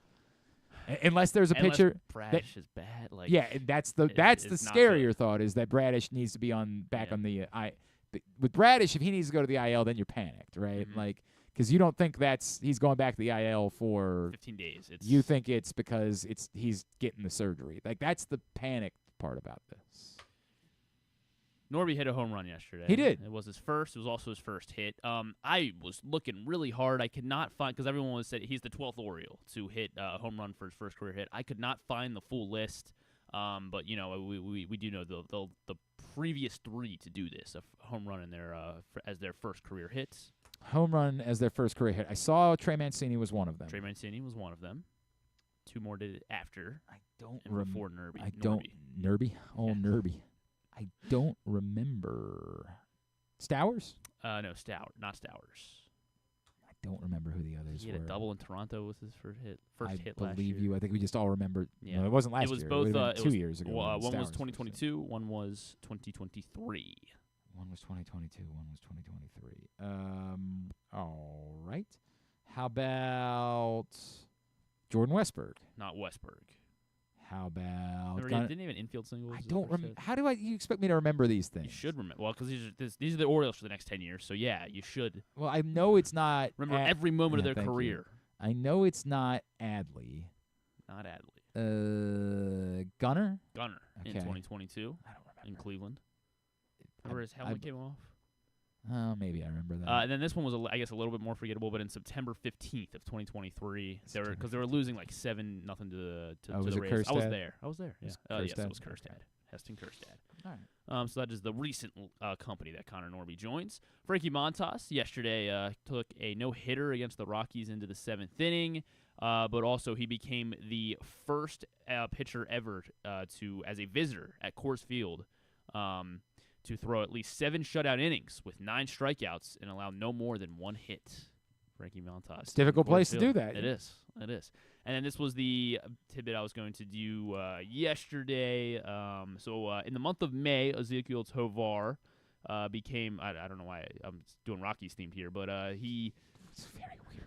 He became the second Rocky before turning the age of 23 to hit 10 doubles and 5 home runs in a single calendar month. He did that in May. 10 doubles, 5 home runs. Okay. And the second Rocky to do it before turning 23. Any idea who the that Rocky is so bizarre. He was a shortstop. Tulowitzki. Troy Tulowitzki. Okay. Yes. Yeah. So Tovar and Tulowitzki. Only one Oriole has done this in a calendar month before turning 23. Jesus Christ. 18 have done it all time. 10 doubles, 5 home runs. 8. You want me to name all of them? I mean, they're all notable names. God damn it. If you want to do just this millennium, it will be Cal 12. Brooks. Well, let's start with. Do you think you have any idea who might have done it before 23? All right, we'll just get to it. Jesus Christ. Cal is Brooks. on the list. Brooks is not on the list. Cal's done it 3 times. Frank. Most of any Oriole. Frank is on the list. Eddie. Not Eddie. Palmeiro. No Palmeiro. Boog. No Boog. These are power guys. They didn't do it in a single month. 10 doubles with 5 home runs. 10 doubles and 5 home runs. Robbie Alomar.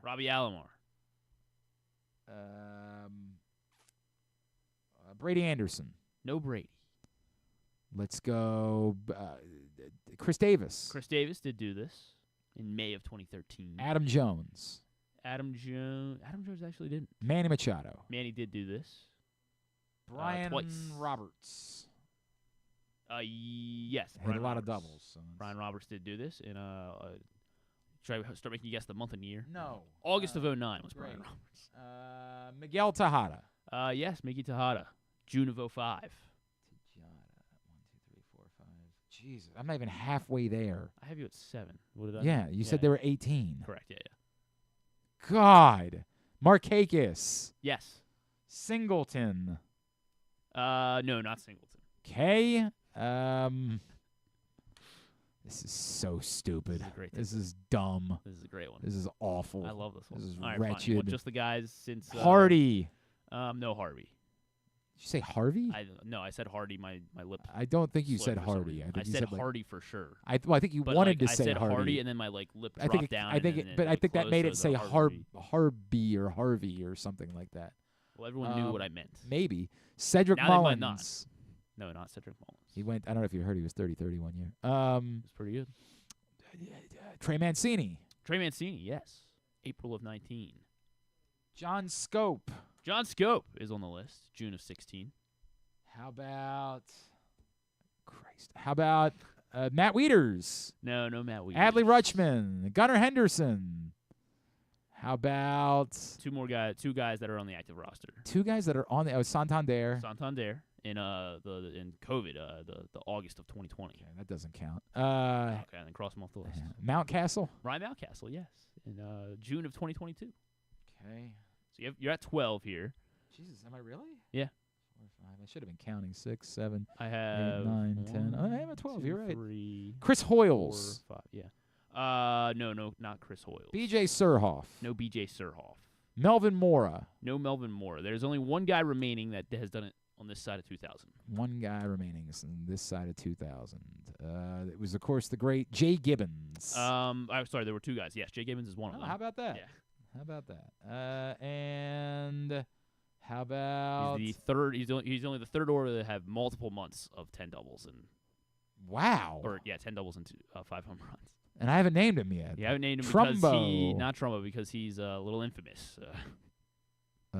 Luke Scott? Not Luke Scott. Kevin Millar? More infamous. Aubrey Huff. Aubrey Huff. Son of a bitch. Back-to-back. Actually, sorry. It was just the same summer, August and June of 2008. All right. So now I need everybody before 2000. Mm-hmm. Eric Davis. Not Eric Davis. Bobby Bonilla. Not Bobby Bonilla. How about Gus Triondos? Not Gus Triondos. How about...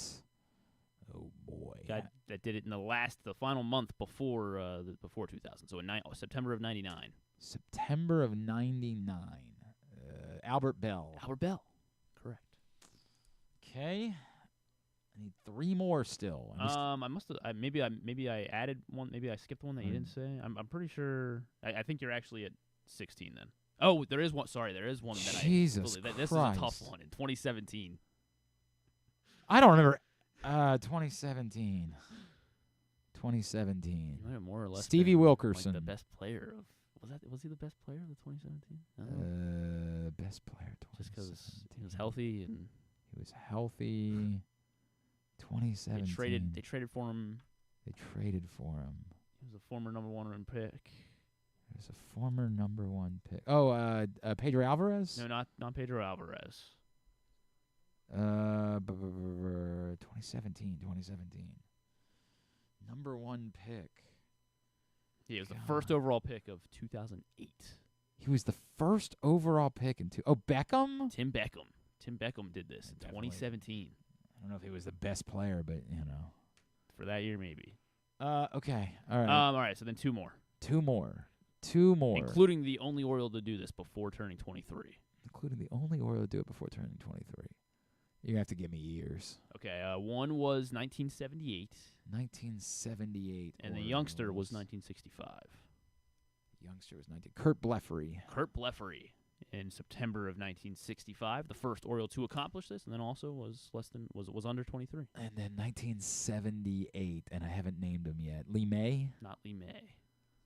1978, Doug DeCinces. Doug DeCinces. Well done. All 18. I wouldn't have gotten those without the years. Well, I might have. I might have gotten Kurt. Kurt Blefary always seems to be an answer, I feel like, so I might have gotten that. Doug DeCinces. And I probably, those aren't that random. Beckham was the most random of that group by far. Or Aubrey. All right. When we come back in, we'll get totally tubular as we wind down for a Would You Rather Wednesday edition of Glenn Clark Radio. Whether your focus is luxury and comfort, convenience and technologically advanced connectivity, or sporty performance and aggressive styling, we've got the perfect Highlander for you. Check out buyatoyota.com for deals on new Highlanders from your local Toyota dealer today.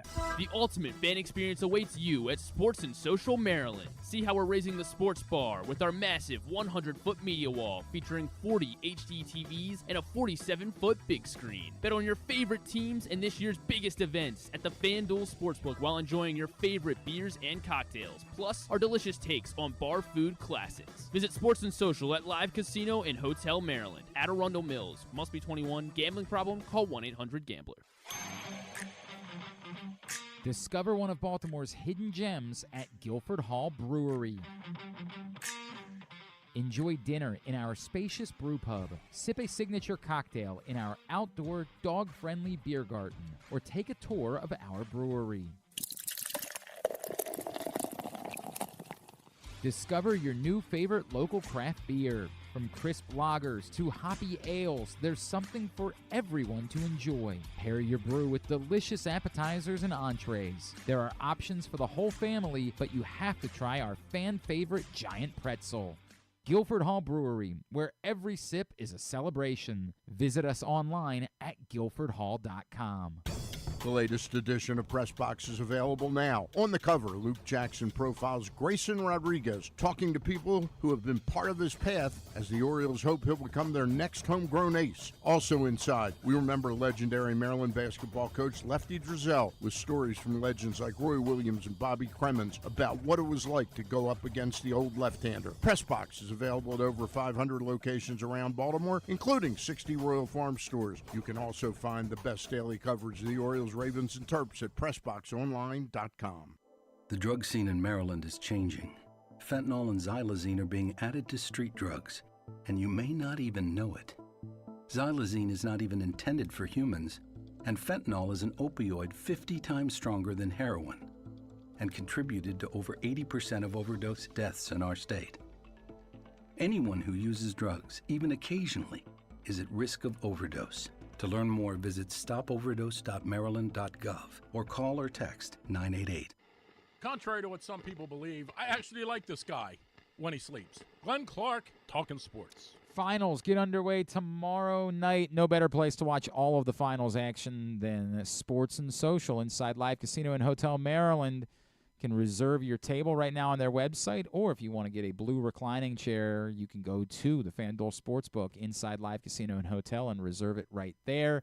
Sports and Social, the giant media wall, electric atmosphere, great food and drink specials. You're just not going to do better for watching the finals. You and the boys, you and some clients, whatever it is, that's the place to be. By the way, are we assuming that the Tyson fight isn't happening now? Is that where we're at?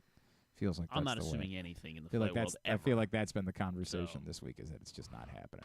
But all the fights you can watch inside the Sports and Social at Live Casino and Hotel Maryland. Now it's time for us to get tubular.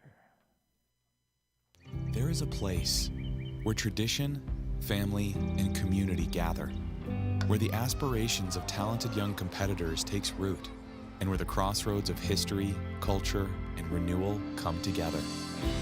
This spring, experience America's newest and most innovative ballpark, Meritus Park in Hagerstown, Maryland, home of the Atlantic League Flying Boxcars. Plan your getaway today. You're welcome in Hagerstown, Maryland. All right, here's what's coming up tonight. Have you ever totally thought tubular of taking a cruise as, to the these Orioles wonderful? Are looking to clinch a series win over the Blue Jays. just after 7 o'clock on MASN 2. Albert Suarez and Jose Barrios in that one. And again, if you missed it, Cade Povich is on his way to Toronto, and I think we can say expected to start tomorrow. We'll see what the story is on Kyle Bradish. Hopefully it really is nothing more than just wanting to bump him back a day. French Open semifinals continue right now on the Tennis Channel. Rina Sabalenka having a good amount of trouble in semifinals. It's the quarterfinals. She won the first set, right? She did, but I guess it was close. It was not just that it was close; it's that she was up a break and then gave it back, and it was just an adventure. Who's this, Andreeva? Mira Andreeva is Russian, and she has now a break advantage in the second set, trying to force a third against Arina Sabalenka. And then the men's quarterfinal later this afternoon, Alex de Minaur and Alex Zverev for the final spot in the semis. Also today, baseball, Masson's got Mets Nationals at 4, MLB Network Braves Red Sox at 1:30, Giants Diamondbacks at 4:30, Dodgers Pirates at 6:30. The free game on MLB TV is Brewers Phillies at 4, ESPN Plus Cardinals Astros at 2, Fox Sports 1 Padres Angels at 9:38. Game 1 of the Women's College World Series final, Texas and Oklahoma, a classic SEC rivalry. That's 8 o'clock tonight on ESPN, and TBS for AEW Dynamite tonight at 8 as well. Anything non-sports-wise? Not a whole lot. Of course, MasterChef at 8 on Fox. And then Larry David and Cyndi Lauper will be on Jimmy Kimmel. Cyndi Lauper. That's what I said. It's not. But Lauper. Thank you. Go ahead. Along with John Bon Jovi will be on Colbert. Okay. Because there's like a rock and roll Hall of Fame exhibit or something opening up. Also, his son Jake Bon Jovi is married to Millie Bobby Brown. Yeah, that's correct. So he's confirming that. Yes. Apparently, I think that everybody knows that. I think that's the thing. Bon Jovi also has a new. They have a new album coming out too. That too as well. Yes. And then on Netflix, it is a docu-series called Hitler and the Nazis: Evil on Trial. Okay. So it looks pretty good. It's about like the I'm opposed. Yeah. It's about the Nuremberg trials and how they charged all the Nazi leaders. It looks well done. I guess that it's like it's hard for me to come up with a new angle that we're not familiar with. Like, you mean to tell me Hitler was a bad guy? Gosh golly, difficult to come up with new angles when it comes to that. It is. Yeah. All right, that's it. That is it. Very good. Slow day, non-sports wise. Very good.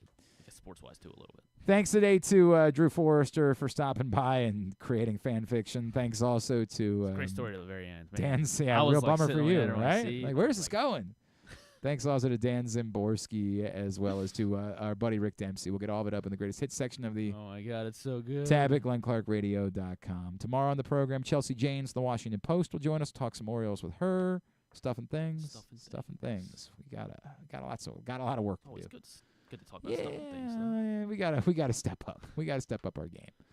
Thanks to everybody at PressBox, all of our great sponsors and partners, including Live Casino and Hotel Maryland. Visit Hagerstown in Washington County, Cruise Maryland, Guilford Hall Brewery, Royal Farms, Ed Block Courage Awards, HelpMyGamblingProblem.org, The Costa Sin, MSAA, Baltimore Orioles, your local Toyota dealer, buyatoyota.com. Thanks to Griffin at Griffin_Bass.